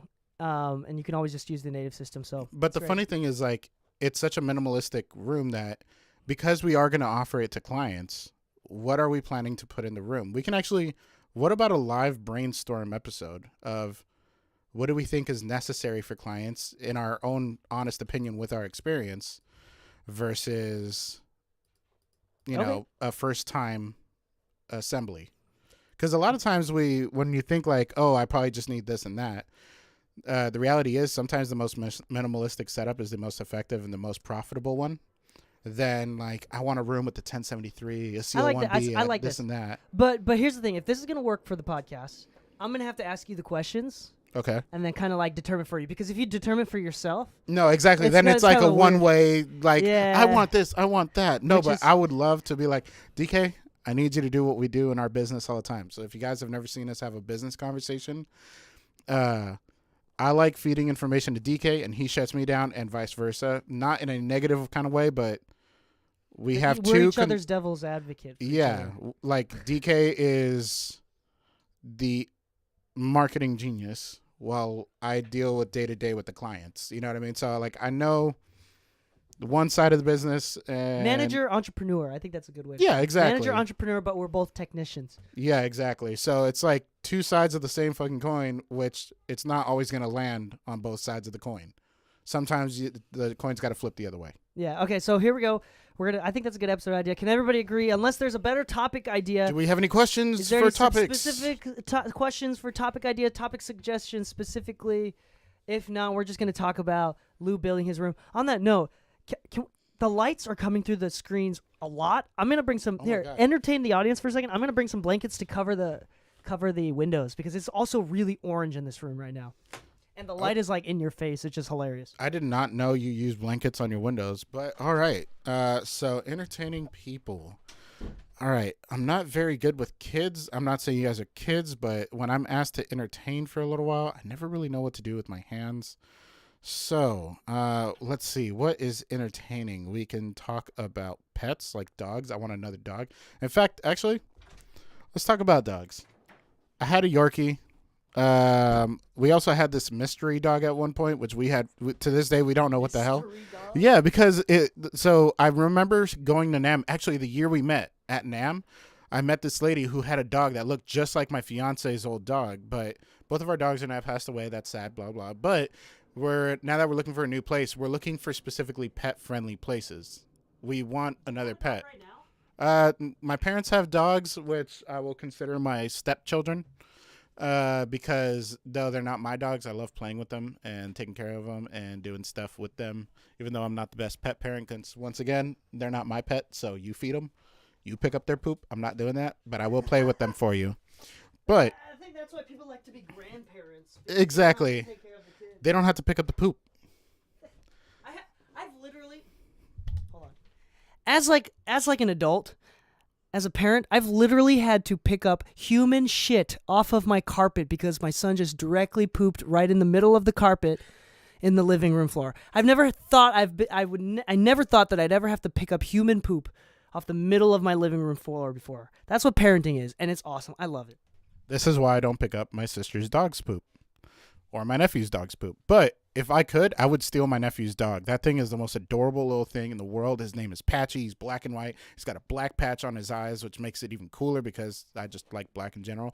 But he's also the most adorable little loyal guard dog in the world. And his little feet have so much hair on it that like he steps like this. And so it looks like a little ball of minty fur in front of his legs. They don't look like paws. They just look like cotton balls.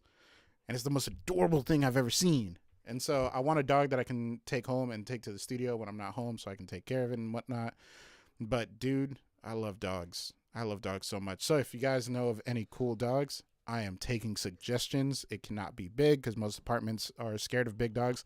If I could, I would have a pit bull all day long. I love pit bulls. Pit bulls aren't that big, though. No, pit bulls aren't that big. But the funny thing is, a lot of people are oddly scared of them. Really? Yeah, I mean, I understand that their teeth are meant to, like, basically destroy. But if you've actually been around a lot of pit bulls, like I have growing up, like, they're adorable. They're actually very sensitive creatures in the sense of emotion, but anger is not one of them. Anger is not one of the main dominant emotions that pit bulls, like, really portray. I've had Dalmatians around me that are nothing but chaos. They destroy everything. They bite at everyone. I've had Chihuahuas that want to attack everything in the world, but like never once has a pit bull in my life ever attacked anyone. I remember I met one of my friends, Damien, out in Malibu, because we went to a sushi restaurant that was outdoors and they allow pets to come in. So this lady walks up and she comes in with this big pit bull, like the size of your table, like huge. But the funny thing is, like, everybody at the restaurant started freaking out about this dog. And I didn't understand it. So when the dog looked at me, I was like, oh, look at you. And like, I started inviting the dog over, started playing with it. And Damien's wife comes up to me. She's like, oh my God, thank you. And like, she buys us like sake shots and everything. And I was like, oh, for what? She's like, everybody here has already voiced to the management that they had an issue with the dog being here because they think my dog is going to attack them. I'm like, no, pit bulls don't really do that. She's like, I know, but nobody ever seems to get that. Everybody seems to be scared of them, which has been the notion my entire life. But I want a pit bull. But an apartment complex has already said no. I've talked to like 5 different complexes. They're like, yeah, no pit bulls. Like, you can have any other dog but a pit bull. I'm like, that's mean. Linhart says you could yodel, and then on Twitch, Evan says topic: good habits for tracking during the session. If you haven't done this yet, good habits for tracking. No gloating, no name dropping, no self ego. I'm not saying be subservient. I'm just saying you're not the most important person in the room. It doesn't matter if it's your room or your gear. You're not the most important person there. There you go. 666 on YouTube says you guys are so sexy. Thank How does you. that make you feel, Lou? Did you feel empowered? You know, I have been going to the gym lately. You have been, and you've been going consistently. I'm really proud of you. I've been going almost every day, with or without my fiance, which is nice because like it's almost like a date night thing too. She'll call me. She'll be like, "Want to go to the gym together today?" It's like, cool. Do you hold hands while you're walking on like parallel treadmills? Actually, we do something that's a little more awkward. We walk on the same treadmill. What the heck? And I'll walk behind her, and I'll just look downward, and people just like think I'm a creep on the street. And it's awesome. It's awesome. Wait, now you're kidding, right? No, I am absolutely kidding. Okay, got it. No, because that would be creepy. Absolutely creepy. The blankets are working. It made the room purple again. You can actually see like the starry night. Yeah. I got this new light system where you can see like swirling stars in the back. It's really cool. It's pretty Actually, neat. I think you'll get a good crack out of this. As far as the gym goes, you know what I've been doing to help me pass the time at the gym without having to worry about my fat ass not breathing? What? Watching anime. Oh, yeah. That's something that you got me into. And the funniest thing about this is, guess what anime I watched last at the gym? What? Food Wars. Oh my gosh! Make sure you play that loud as well. Like no. So I'm wearing AirPods. Headphones. I'm wearing AirPods. So okay, good. I think the best part about this is that there's no context to when the scene flips, because you know most of those episodes aren't really that bad. Yeah. But then like, especially when it gets just so happens that when I was at the gym, like in the last couple episodes, I think it's like season 2 or whatever. I forget how far I was in, but I know it was like one of the last episodes. It decided to switch, like visually speaking, to one of those scenes. And a girl had just stepped next to me on the treadmill. Like, all the treadmills were busy, whatever. I'm just minding my own business. And I looked to the side as it happened to see, like, who's in my surroundings. I noticed she's there, and she's looking at my screen as, like, one of those overly animated anime scenes happen. And I'm just like, oh, my God, without context, it looks like I'm watching porn. Yeah, it definitely does. Yeah, Food Wars, if you guys don't know about it, it's one of the funniest shows ever. But, yeah, they overdo certain scenes. Y'all like my Mike Wazowski and Sully and George? I like George. George has a sock on his back, just like in the movie. What is really? it? 2319! 2319! Let me see that. That is fucking awesome. It's so cute. So these are Tsum Tsums, and I have a couple of these. I brought these back home. They were in Studio B, but nobody ever commented about them, so I brought them back home because I like these. These are so cute to me. Yeah, I think I may move the pops to the mixing room and use them as diffusers. There you go. I think pops in the mixing room is dope. I think so, but mainly as a diffuser kind of tool. Like, I want to put enough of them, kind of like how Bob has them, like where they're in like rows and all that. But I want to put them in right in the reflection points. See if I can create something with that. The sock. Yeah, George is cute. All right. We're gonna talk about building your studio. I think tracking habits is actually a really good one. I think we're gonna do that next time. Can you remind us, Evan, for next week? Please. Okay, we're going to talk about... Okay, we're going to start recording for building a room.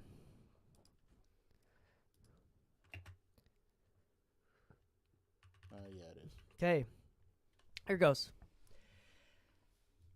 Hello and welcome back to the Mix of Music Podcast. I am your host, DK, and with me, as always, is New Room Lou.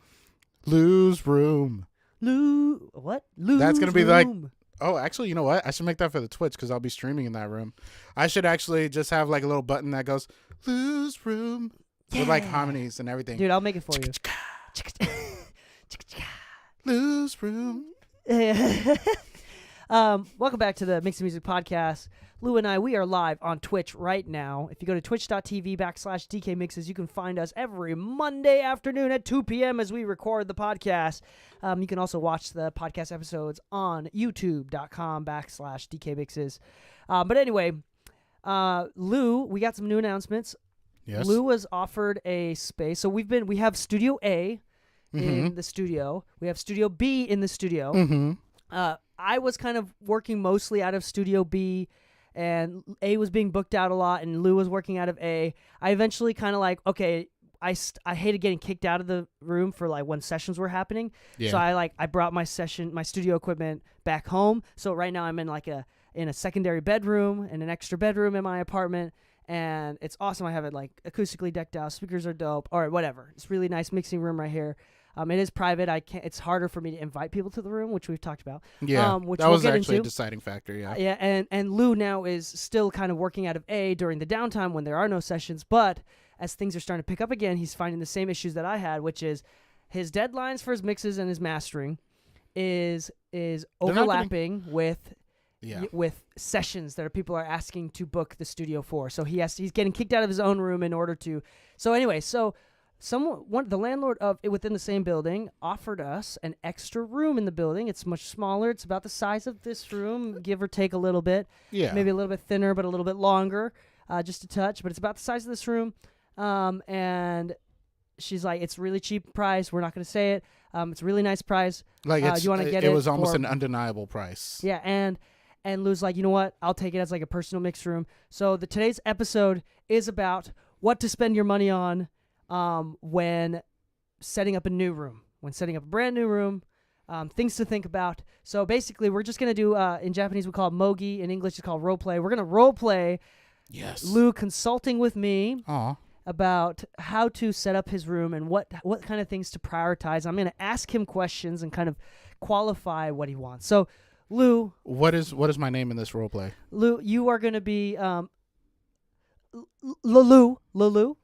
I'll be Lulu. Gotcha. Lulu. Okay, Lulu. Hello, Mr. Lulu. Hey, how you doing, Mr. Oh my gosh, this is already Daniel so corny. Kane? This is already so corny. Daniel Kane. Okay, fine. We'll go with Daniel Kane. That's actually pretty You're still a badass. I'm DK. not gonna lie to you. Daniel Kane is pretty badass name. Yeah. Somehow that's still You even not switched up the C for a K. Daniel Kane with a K. Damn. Yeah. All right. Okay, Lulu, Mr. Lulu-san. All right. This room that you have. Yes. So we're just gonna role play this and kind of like figure out what things to think about for your room. Pretend right? you're working at Guitar Center again. No, this is beyond. This is beyond the scopes of Guitar Center. Okay, I'm not trying to Vintage sell you King. product. I'm like, we'll call it like a studio consultant. Right? Okay, let's do that. Which is mostly your job, which is kind of hilarious Yeah. that I'm doing this for you. But I want you to stop me, and we'll I do mean, this I'd together. love to be in the client seat for once. All right, but okay, Lou, you have this room now. How big is the room? Is it? You know, kind of the dimensions. Yeah, it's a 9.5 by 14.5 room. All right. So is there going to be like? Do you have any neighbors? Is this going to be noisy? Are there noise limitations? Is it already soundproof? What's kind of like sound issues, noise issues, like room sound escaping the room? Is there going to be any issues with that? So typically, no. There is 4 completely solid walls surrounded in concrete and everything. So noise shouldn't be an issue. There One is side a is a fourth wall. bathroom. Yes. So there shouldn't. It doesn't matter if you're making lots of noise. The other Nope. side is a storage unit. No, actually, it's complete concrete, as it used to be 2 buildings that were separated and then Okay. merged together. So soundproofing is not going to be an issue. No, the only wall that does not have concrete is the wall leading into the hallway. So typically, if they did have issues, we'd recommend doing something called building a room within a room, which is Yeah. a lot more money and a lot of a hassle. And soundproofing is the most expensive and most difficult to get right. But sounds like that's not going to be an issue, which sounds like this is a great spot. Yeah. Great spot. You should definitely consider this spot. Because if you can just get a room where sound escaping the room is not going to be an issue to begin with, most of your troubles are going to go away from the beginning. All right, Perfect. number 2. So I got to spend less. Yeah, so that's great. Okay. Number 2, what is this room going to be used for? Primarily mixing and mastering. There may be a single vocal chain available for those who like to record themselves in the room, but typically speaking, this is intended for me to mix and master. So and personal stream. mixing room, streaming room, mastering room. Yes. Less commercial clientele. Okay, that makes sense. So we're going to want to make acoustic treatment and furniture purposes with the purpose of making one spot sound as good as possible, Yes. right? So we're not going to need to have a vocal booth or anything like that. No. Are you going to be using a sub with your setup? Likely at the beginning stage, the goal is to move away from the need of that. The current monitors I have just aren't very good at their low end, so I tend to rely on a sub to get a little more low end out of them. So just a sub. So just to just a touch of sub you're going to be using. Yeah, nothing crazy. So you're going to want to set up some bass traps potentially. Yeah. And bass traps we've all seen the corner traps, which you actually have a bunch of on Yes. hand. Dope, which is really Yeah. nice to get started with.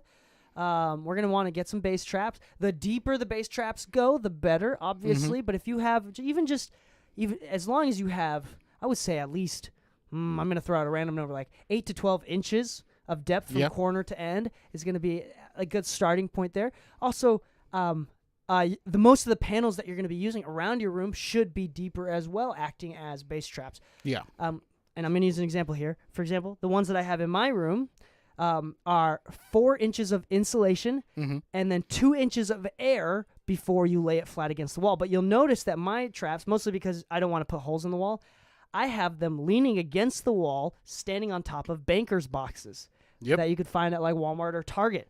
All right, they're also meant to carry a lot of weight, so it's great for holding so it's actually holding. There's more air behind the insulation, so I'm getting like potentially 8 to 10 inches of sound acoustic treatment because they're up, not against the wall. They're off the wall, which is potentially making it better. Shout out to Vans. Yeah. So wait, Vans? Off the wall. Off the wall. Oh, I got it. I was like, Vans.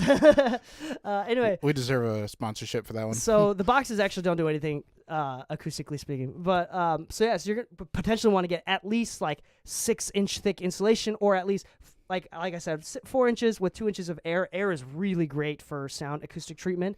Maybe an attack wall would be an option. Attack wall? Ooh. That's an expensive option, so maybe not to start, but that'd be a great expansion. Attack wall are acoustic treatments where they're round.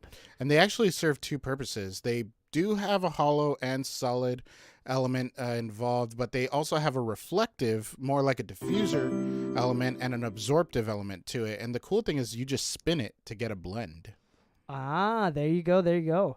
So that's an option too. But as well as so the first thing that we're going to recommend for you before anything else, before putting anything in, is acoustic treatment. Yeah. I would say a majority of your budget should be put into acoustic treatment. But luckily in this scenario, it sounds like you have a lot of acoustic treatment. Some of them are a little bit thinner, like 2 inches or something like that. Some of it is a lot thicker. Yeah. And then you also have capabilities and know how to build your own acoustic treatment. Yes. Which is great. Building Yeah. your own is always cheaper. Considering how much some of these panels are going for nowadays. Yeah, and there are services out in the area, in your local area, especially in California. There's lots of companies that will build them for you and install them for you on the spot. Oh, yeah. Cool. We're going to want, so that is going to include like sidewalls and corners and reflection points, as well as potentially a cloud. Yep. The cloud, I feel like, is going to be a must in this one, as there is drop tile. Ooh. Yeah, Tell me drop about tile. drop tile. I don't know. I don't have much experience about working around drop tile. So drop tile can be a little bit difficult at first, but it's basically a lightweight material that can serve as a ceiling, which means that the ceiling is actually higher than one would think. I would actually think that it's actually acoustically beneficial, to be honest. It is, if you were to actually put acoustic panel tiles in the drop tile. So depending on how it sounds once the room is set up, I might try to invest in acoustic drop tiles, which you can choose from companies like RLX or GIK, I believe, actually sells options as well. And there's also local companies out here in LA that have done that too. But it essentially, think about like 1-inch panels in the sizing of drop tile. That way that the frequencies can actually breathe through, and it will trap it behind it. And it will actually create a dead ceiling. Okay, so pause the mogi, the role playing, real quick. Sure. Okay, I'm back I to like Lou. the word mogi. That's Japanese for role playing. It sounds like something I hack of out of my nose. Mogi is 2 syllables versus role play, which is okay. It's Also, all basically like 2 yeah, syllables. Role play. All right. Unless you want to say 2.5 with Roll the roll. play. It's like roll. Anyway, so pause that for a second. All right. Are you actually considering doing the acoustic tile things for the ceiling? Potentially, yeah. Because In the there future? shouldn't be any kind of connection to another room in the building. Okay, that makes sense. All right, cool, interesting. Okay, coming back into it. The second thing that I would say, we're assuming that you have nothing. I know that you have equipment, but we're assuming you have nothing. Yeah. The second most important thing that you would get is a computer. Like, Oh, yeah. Having a computer, obviously, you need it to work. Yep. Right? So great. You have a computer already. A Yeah. great computer that runs very well, and you're just bringing it into the room because you've already owned this Yep. computer. Shout out to Bryson. Bicentennial computer. Sweet. Next is monitoring. All right. Oh yeah. After the acoustic treatment and computer, nothing else matters. It doesn't matter. The most important thing is monitors. Yep. You have a nice set of monitors, or will you be getting a new set of monitors? I'm currently working with the ones that I just use at home for casual listening, which is the Focal Solo 6s. Ooh, do you like those? I getting dropped used to the those? bass down 3 decibels I wonder how. Okay, this is important to bring up. Each speaker sounds totally different in each room. every room. Yeah. Have you tried in where you have them right now at home Mm-hmm. in your bedroom? Do you have SonarWorks set up? You know, I actually do, but unfortunately, my current interface, the Lynx Hilo, the mastering converter Doesn't interface, allow it. doesn't have preamp. Wait. Oh, so you can't. I can't run the you software can't without run the mic being connected, and I don't have a preamp on it. So You could just borrow a preamp for a second to. yeah, exactly. I might just do like some clean. Like I'll probably pull out the True System since it's so clean, Yeah. and just run that. Sweet. Cool. Okay. So you Yeah. have a way to get in SonarWorks. I do think that once you have the acoustics set up as much as possible to kind of flatten the curve and to help your speakers really blossom, Yep. then I do think it is helpful to have something like SonarWorks to kind of take it the rest of the way there. Exactly. But I'm not saying that flat frequency response is the best, but to at least be able to have control of your tonal balance over your speakers, I think Exactly. is very important. Good speakers are not defined by, this is important. Gerhard told me this, mastering engineer Gerhard, and speaker builder extraordinaire, whatever. Yeah, the dude is insane with his designs. I might go with his 4-inch monitors in the future. Like he is incredibly genius and does a lot of research with this stuff. He says the art of listening to monitors, a good monitor, don't listen for tonal balance because you can always use some sort of DSP processing to change the low end or the top end or the mid range and different frequencies to balance that out. The one thing you do want to pay attention for is more transient response. Yeah, Which is really absolutely. interesting, which is what he said. Absolutely. Because that's something that is inherently the speaker. You cannot change that with any sort of DSP, which is really interesting. But I do think, so for example, SonarWorks is a really great software to change the tonal balance of your speaker, which will help out. And I do actually think, I really like the Focal line if Yeah. it's like, if it's right. The The reverb Solo tails, 6s, the transients are not bad. It's the tonal balance that I had an issue with. But I believe it's the same issue that we had with the Strauss in A. I do. So I think it's, so I do recommend, so even with the speakers that I have in this room, Which are really nice. which are really nice. I spent a lot of time putting them into different positions. I moved my desk. I moved the speakers into different parts of the room. There are a couple rules when placing speakers that I think is important. First off, obviously we've heard your first point of reflection, so having acoustic panel, acoustic treatment, like you could put, we've seen this on YouTube if you've ever looked this up, putting a mirror on the wall, and from your listening position you'll need a friend, and your friend will drag the mirror along the wall, and from your listening position, right when you can see the speakers in the mirror, that's Yep. the reflection point. So you put acoustic treatment in that area. That's a really good spot.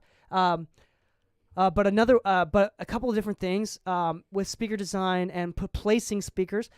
You don't want to do halfway and thirds. So if your room is 10 feet, then you do not want to place your speakers 3.3 feet away from any walls, either the front or the sides. And you don't want to place your speakers or your listening position in any well, it's going to be 50% in the middle of the room, long ways, right? So your listening position is going to be at the front of the room, long ways. You do not want your listening position and the sides to be longer than your back. You want to have length going behind you as much as possible for the better tone, better sound, more control. So in this case, there's a lot of nodes and way bass cancels out. Yep. I noticed that I'm really close to the back wall and my speakers are really close to me and they're closer together. So this is the best optimal position for my speakers with the least amount of bass cancellation on the note. The funny thing is, like, you look at a room like Jesse Ray's, and his room is also not massive if you look at the way he designed it, but he's using midfields, and because of that, he is not so close to his monitors, but they also are much bigger, offer a lot more SPL, but he also has massive attack walls. Like, they are some of the biggest big boys that I've seen in a while. Yeah, so I do think that, like, we should definitely, this is free, we should definitely spend a lot of time placing your desk and monitors in different rooms. Yeah. Lou, do you have a lot of outboard gear that you'll be using? I will probably minimize my setup to recallable gear from now on for this specific room.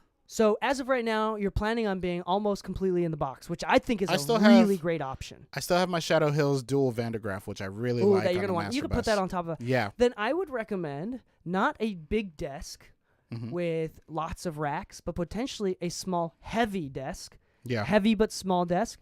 It's simple. And Something similar to the one in B.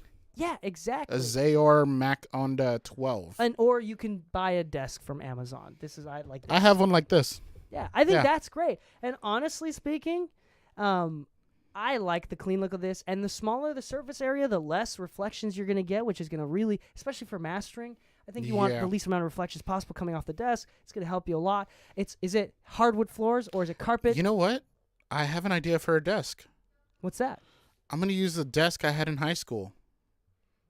Wait. Yeah, Like the one with that the chair just built flips in? over like this. Are you serious? Yeah, I think And- I'll do that. Actually, that's not a bad idea. That's going to be like, yo, classes in session, bitches. That's actually, and you just put your mouse and keyboard on like the high school desk? Yeah, and then I just, since I use a trackball, I can just glue them in place so I could just like flip Oh myself my out of the chair. gosh. That's funny. And then I'll put like my little monitor controller on it, glued on it too, like the 905 controller, and just have it right there. that's actually funny. No. I also have like moving desks like this, like where my monitor is on right now. It's just like I actually like a really like how bedside you desk. have your setup. yeah. I was So planning on doing like a dual screen, like you know, I have my two 27-inch screens. we have like 3 extra TVs in storage too, so you can just hang one of them on the I was just gonna keep it minimal because I want the screen as far away from the monitors as I can. possible. Yep, awesome. Yeah, I think that's great. All right, let's see. What else are we kind of missing? That's kind of the bulk of it. Other than that, it's cable management and the most important thing to the clients, as well as like, for enjoying your own work as well. Lighting. Is aesthetic and lightings. Yeah. So we want to have a nice couch in that room. Yes, we do. Luckily, Goodwill or some other, if you're in Utah, Deseret Industries or something like that, Mm-hmm. there's a lot of these places that give away couches. Craigslist, there's a lot of couches that people give away totally for free if you just wait. If you Yeah. just wait, totally for free. You just need to grab a friend and pick it up. A nice couch. Wait for the nice ones. They're very few, but if you are quick on it, if you're always searching daily, you're gonna find something pretty quick. Yeah. Do not add a refrigerator in the room because it'll make a noise. I mean, thankfully in the building we already have our own lobby and bathroom and everything, so I really just need the room. Yeah, absolutely. And this is also important. Okay. In your office chair, because Yes. it's wooden floors. Yes. Instead of putting a rug in your listening chair, which may help the sound, it may not. I have it in the back for a reason. There's the best upgrade. It's like $15 to $30 max on Amazon. Blade wheels, roller blade wheels on your chair instead of the plastic crap that comes default. So look at my chair right now. I have rollerblade wheels. It's silent. It's smooth. It doesn't scratch up the. This is one of the best upgrades for any sort of office chair. Okay, I'm just saying because I was planning on taking my chair out of the A room because I love that chair. I've had it for years and it seemingly has not lost its comfort. It's the weirdest, most beautiful thing in Rollerblade the wheels. world. Rollerblade You got to wheels send in me your this office link, chair. and I really hope it works. You can find a link for rollerblade wheels at mixingmusicpodcast.com. Wait, holy And shit, then is click it on really the- there? And then the sponsors tab, you can find an Amazon link to the rollerblade wheels, I believe. Yeah. If this is not on there, I'm gonna be so upset. All right, I'm going to look it up as soon as this episode ends. But it will be on there by the time this airs. How about that? Good. If it's not already on there. I'm pretty sure it's already on there. That's definitely something that I always recommend to people.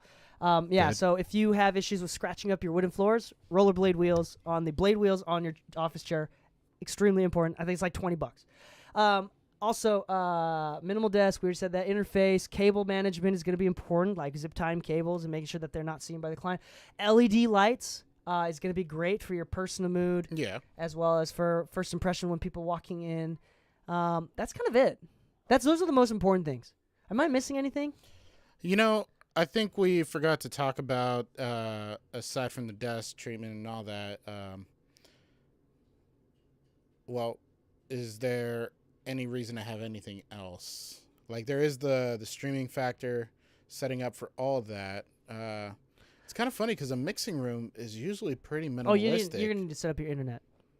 Oh, yeah. And if internet. you're the only one in there with a single computer, just go straight Ethernet. Yeah, honestly, the only reason that Wi-Fi would ever connect is for my phone, and even then, I usually don't like Wi-Fi on my phone. Yeah, so I think you're fine. Yeah, go straight to Ethernet. Even now, I'm using Ethernet. I have like a nice Ethernet cable I'm hiding. What else go is through. needed? I mean, That's because kind of it. I mean, your pops, your aesthetic. Yeah, I mean, a diffuser for the back wall, some absorption. Brian Hood said this. A trip to IKEA will make you more money than a trip to Guitar Center. Yes. Having it Yes. look nice. Yes. Very refined. Yes. Very refined, yes. Yes.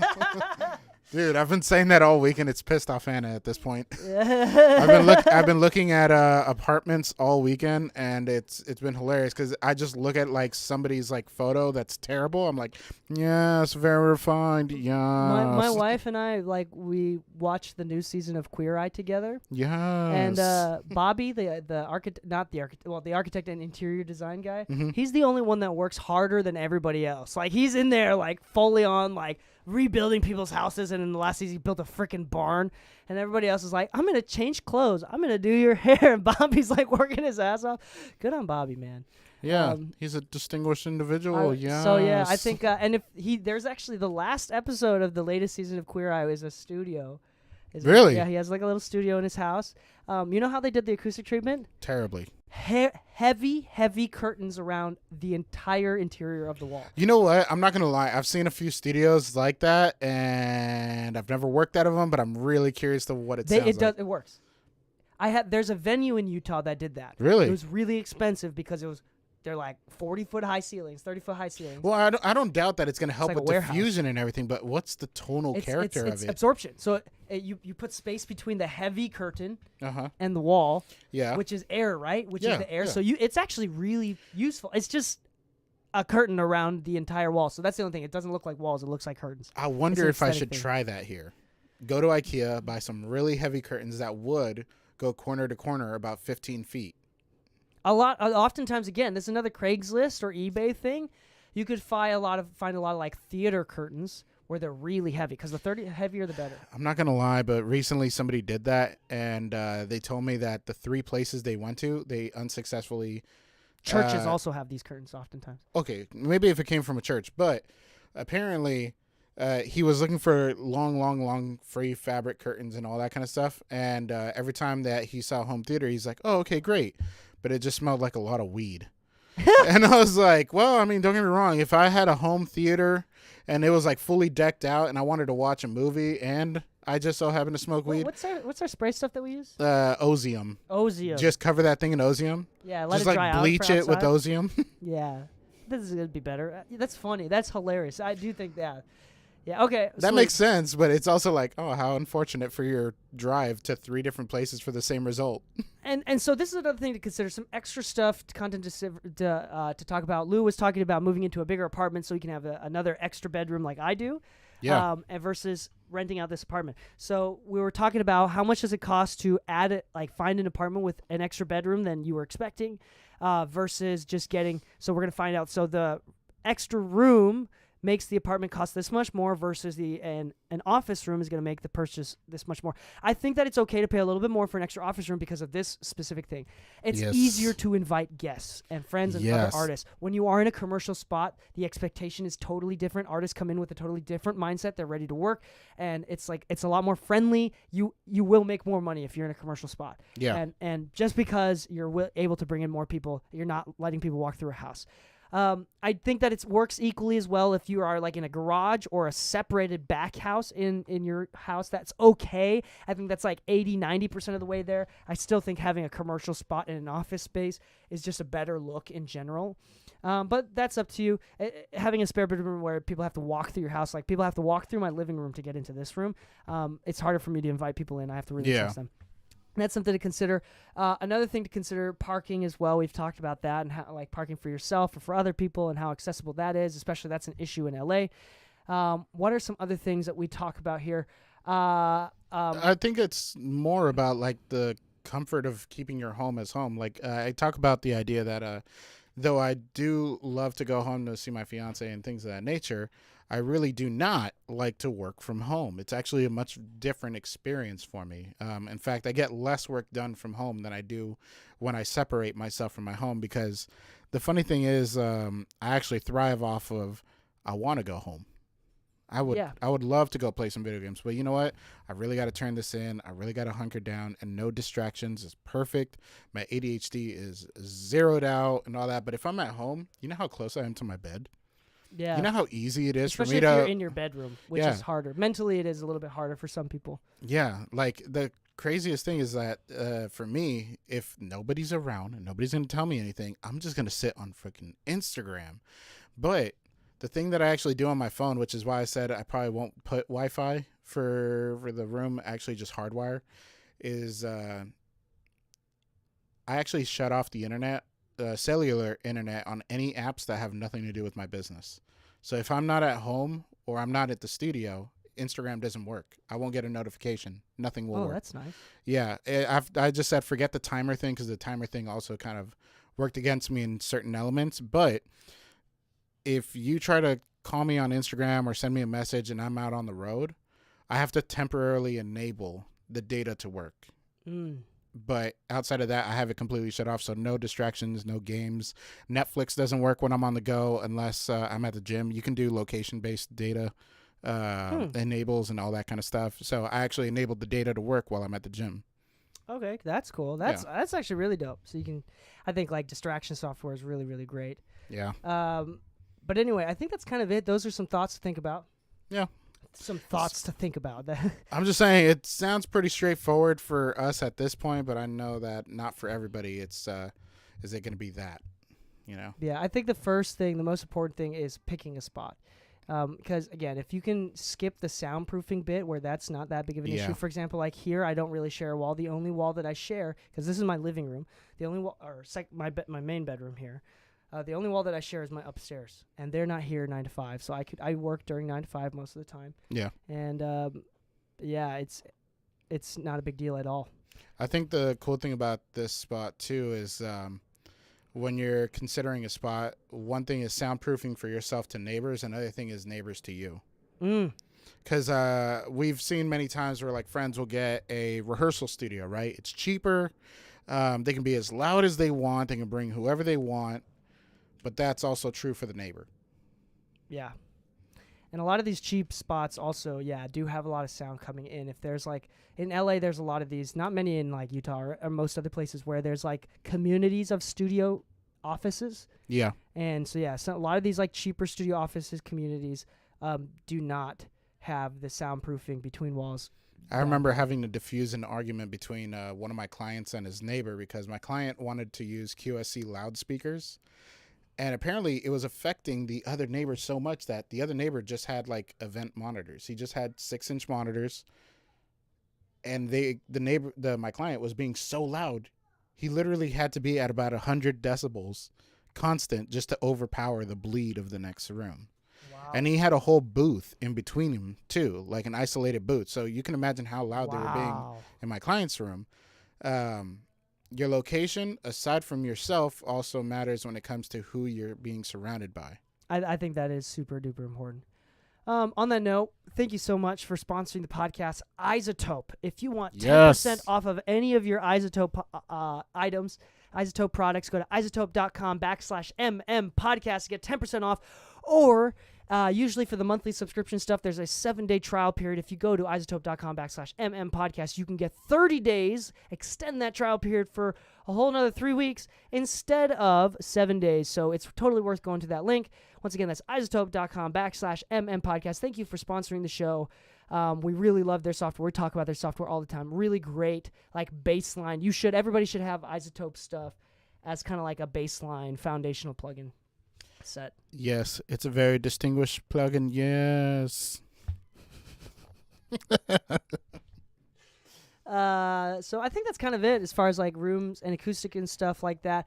If you're wanting more aesthetic stuff or some equipment stuff, go to mixingmusicpodcast.com, and in the sponsors tab, I have a list of equipment recommendations.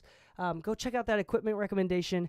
And again, if you use any of those Amazon links, we do get a little bit of a kickback, so it's a free way to support our channel. If you're listening on Spotify, please leave a 5-star rating on our channel. That helps us so dang much. So I would be so happy. And follow us on Twitch as well.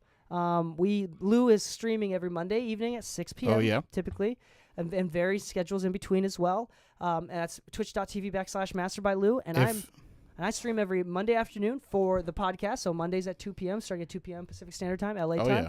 And then Thursday and Friday mornings. Friday mornings, I do Mixed Feedback Fridays.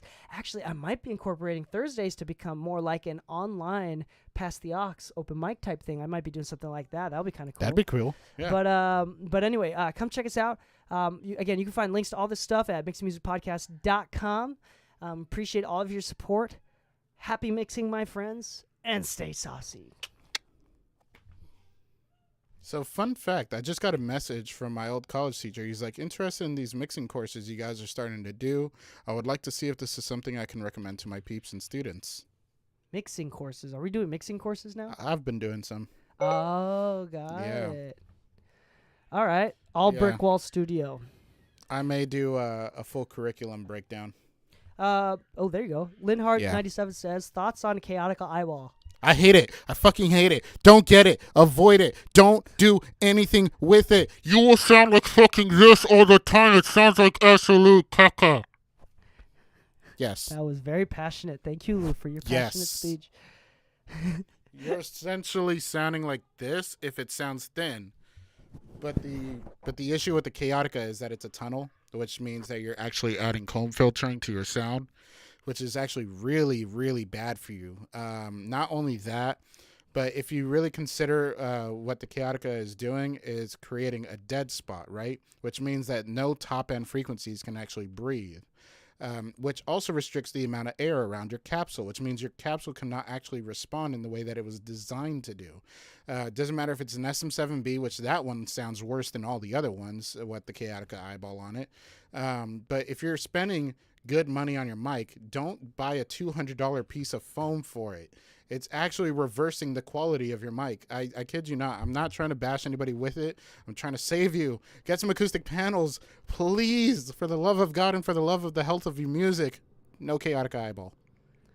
That was really passionate. It is. That was really passionate. It's intentional. I think it could be pragmatic. I think if you have an issue with sound room, and I think it's a choice. I don't think it's the ideal choice, but I think it's a good choice. Do people use sound treatment on the ceiling? Yes, clouds. All the time. Clouds, yes. In fact, DK has some now. Ooh, there's a cheap way that you can make a cloud. This is the way that I've been doing until I get an actual cloud. This is a really awesome, cheap way to do it. You can drape fabric from the top. Dense fabric. So I have a moving blanket. I have a moving blanket that is staple gun to the ceiling, and it's draped, so there's air in between. So it's like a double loops drape there. It looks kind of ugly, but it actually works fairly well. It's a really great replacement until you get proper insulation where you hang it from the ceiling. Anyway, yeah, so definitely do something from the ceiling.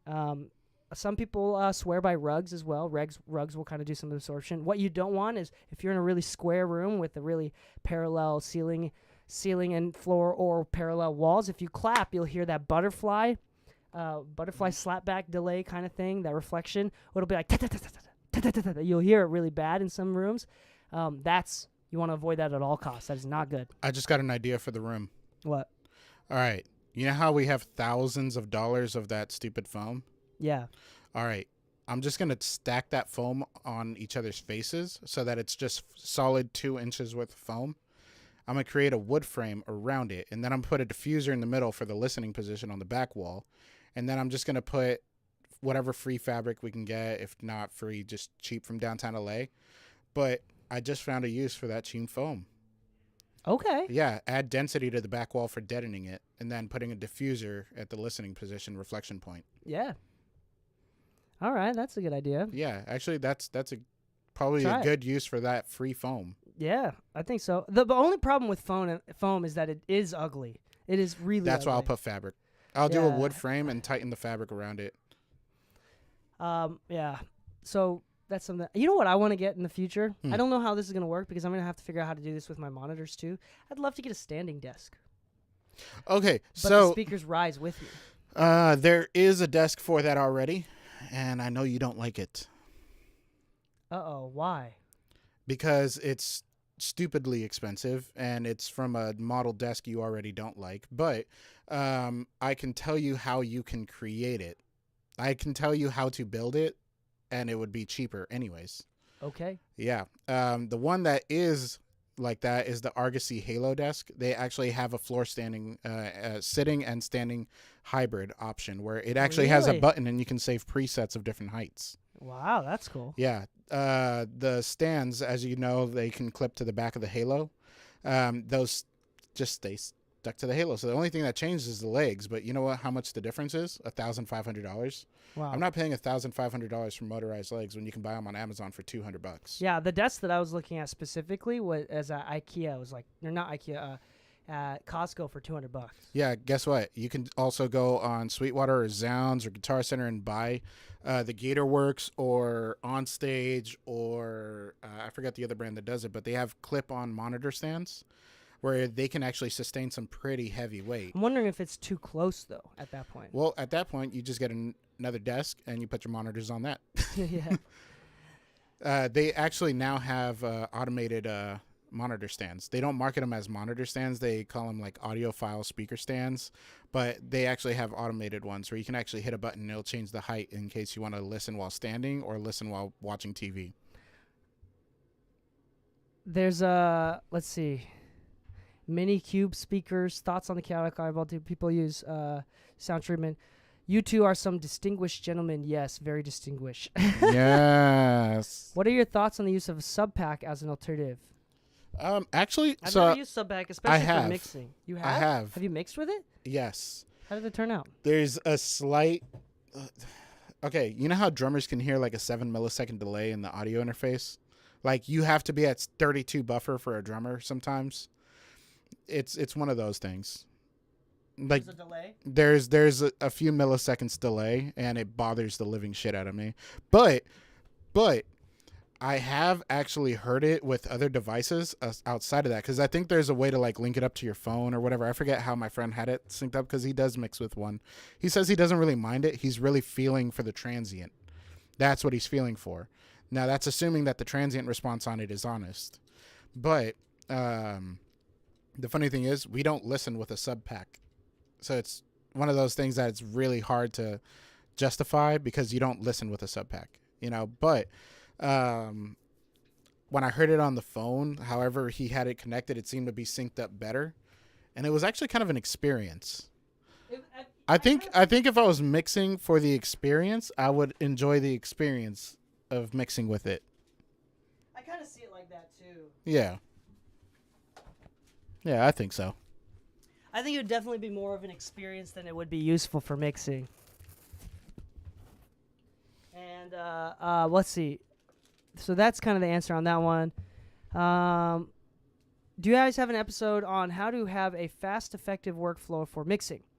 Actually, I was thinking about doing that today on the live stream. We've had a couple episodes about the importance of mixing fast, but like how to mix faster, I think the only answer really is like experience. Yeah, just doing it all the time, practice, getting good with computers. Actually, you know what? What is that website where you can download stems for practice purposes? You can release them and everything, and you shouldn't have DMCA issues. Cambridge, that's what it is. I should start downloading files from Cambridge just because, though I have also many. Sorry, my bad. I keep accidentally switching to the wrong thing. But yeah, not There we many go. clients. What? Okay. I keep getting clients, which is great, but not many of them want to show the music on stream, which is the only issue that you run into sometimes. You know what I mean? When it comes to trying to show content for live streaming and all that, because they're not trying to pre-release information about the song until they're ready for marketing. But Cambridge is a resource where you can actually download sessions. You won't have DMCA issues if you're going to live stream it or YouTube it, whatever. But the cool thing is it's free stems. And the coolest thing about this is that you have only yourself to critique. It's not an actual client. So the cool thing is that if you want to learn how to mix faster, just take a bunch of them, take 10 songs and try to mix them in a week. 10 songs in a week and try to work on one song a week and try to do no revision versions and then see your results after that week. And then try to see what you did on each one. Did you keep a consistent workflow or did you start from scratch? How did you route your buses? And then from there, seeing what worked for you, actually, find a way to actually create a template that seems to work for the things you reach for the most. Not saying that you should have preset EQ curves or anything, but if you seem to be navigating towards a certain plugin, maybe start having that plugin readily available. Make it one of the quick choices in your Pro Tools shortcuts and all that. But the Cambridge stems downloading and all that, though it seems weird to have nobody to critique you, you're kind of just working on yourself. And that's kind of the big thing. It'd actually be a really good idea to just practice on those because you have no issue. You have nobody to answer to outside of yourself. And it's a good way to see if you're working faster, if you're spending too much time on a song. Set a deadline for mixing as many of those and then repeat that same thing the next week and see if you can do them better the next week. Like, put yourself in a challenge with yourself. I do agree with that. I do think that it's better experience to work with a demanding client for free than it is to just pick up stems for free. Absolutely. Because then now you have someone that's pressuring you, and I think that that's better practice. I think sometimes the hard part with that, though, is sometimes you're not trying to burn the relationship with your first try. You know what I mean? Practice some tips and tricks and all that kind of stuff on your own, but have a demanding client. Dude, when I was working with Adam Turchin, it took us 9 months to mix his album. He was very, very particular about every little thing, and there was a lot of demoitis going on. There was a lot of my personal ego going on, and it was kind of a very huge building block for both of our careers, funny enough.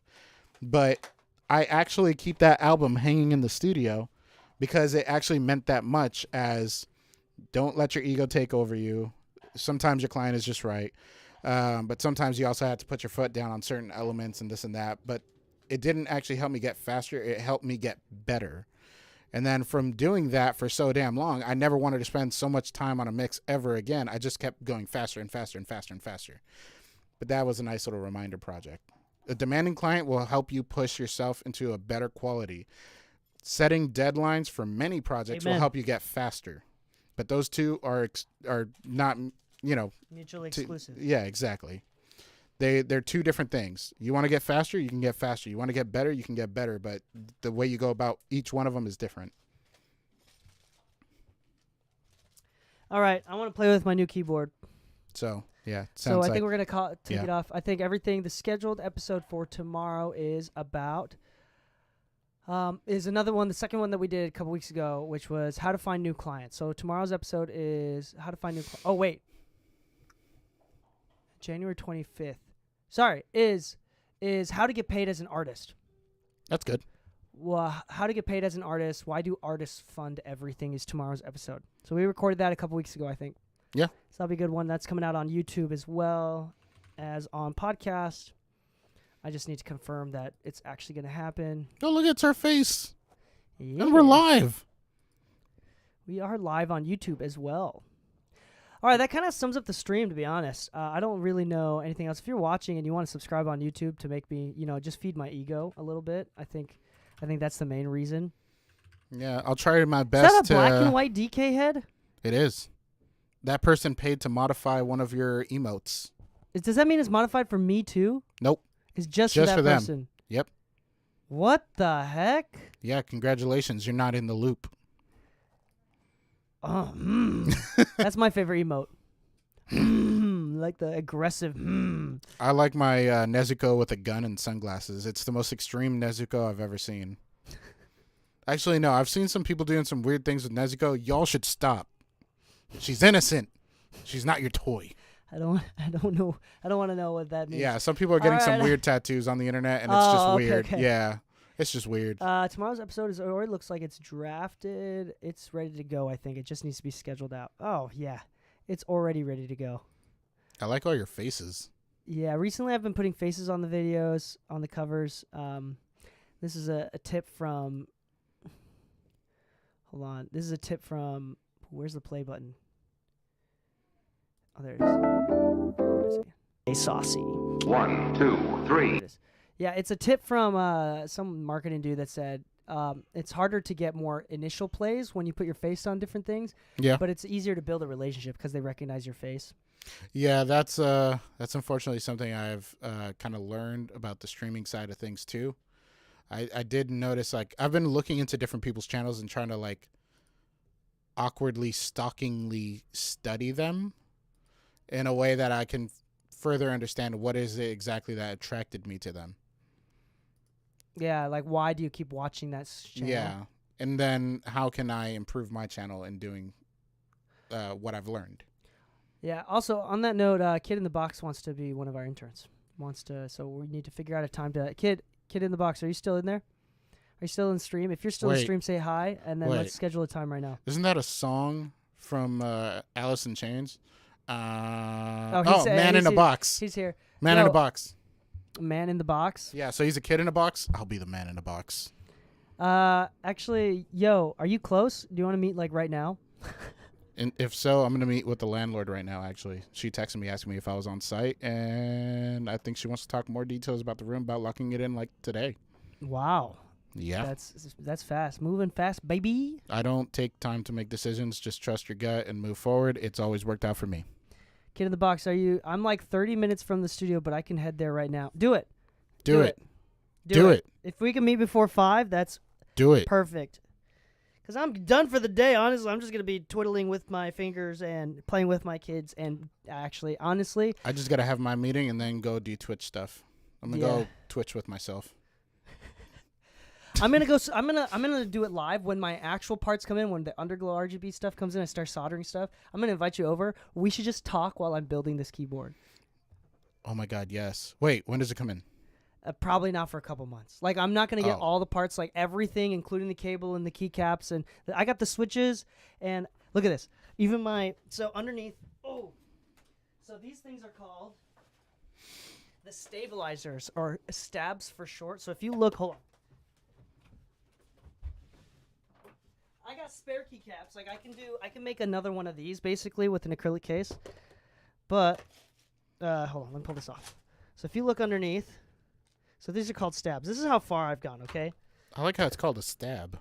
Yeah, they're stabilizers. So for the longer keys like the space bar or the enter key, see this thing?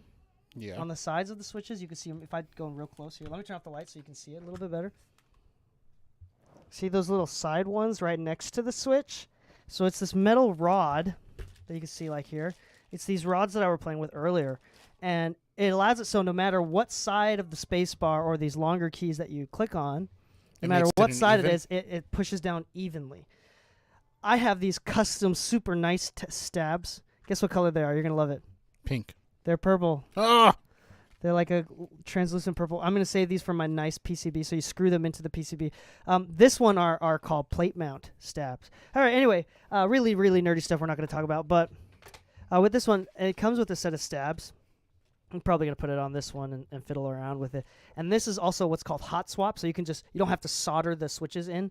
You can just put them in because it has this like hot swap, so you can just stick them in. So I have these switches here that are already lubed up and ready to go. Yeah. They're hooed up? They're lubed up. So, yeah, I'm going to play with that a little bit as well.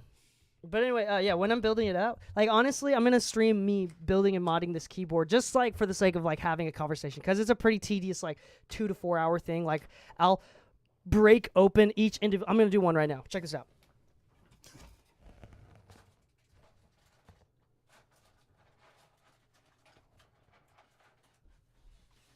So here's a switch. Here's like my really nice switch, right? I have a really nice switch in here. So these are the most expensive switches that you can buy, but switches are pretty cheap to begin with. They're nice cream color. You can hear that. Anyway, so you can get one of these, which is like a metal switch opener. And it'll open the switch. You can squeeze it down, so you squeeze it into the switch opener. It'll open up the switch. And then you can see there's a spring inside as well as the stem. And so I'll take these and I'll split them all up, all 67 of the ones that I'm going to be using, and then I lube them. I literally lube. I get some like really nice lube, and I take like a tiny paintbrush and I lube each individual string and stem, and then I close them back up. It's a whole ass tedious process, but it really makes the typing experience a lot better and smoother. This is really nerdy stuff. I don't know why we still have the same amount of viewers since I started explaining about this stuff. I guess y'all find it interesting that I'm so into such a frick. Oh no! Frick! Oh no, we're good. We're totally fine. I'm gonna have to break this open anyway again. For the actual. Hold on, wait a second. How do I do this? Oh, there it is. But yeah, that's so I break them open and close it. Oh, that's a clean seal too. Oh wow, that's really nice. Okay, yeah, and that's a switch. So on this one specifically, I'm gonna turn off the RGB so you can see it. I've just kind of like put a bunch of switches on. These are some of my old ones, my pink switches, So this is what transmits the press down. Here, you can hear it. Here's what it sounds like. Oh, crap.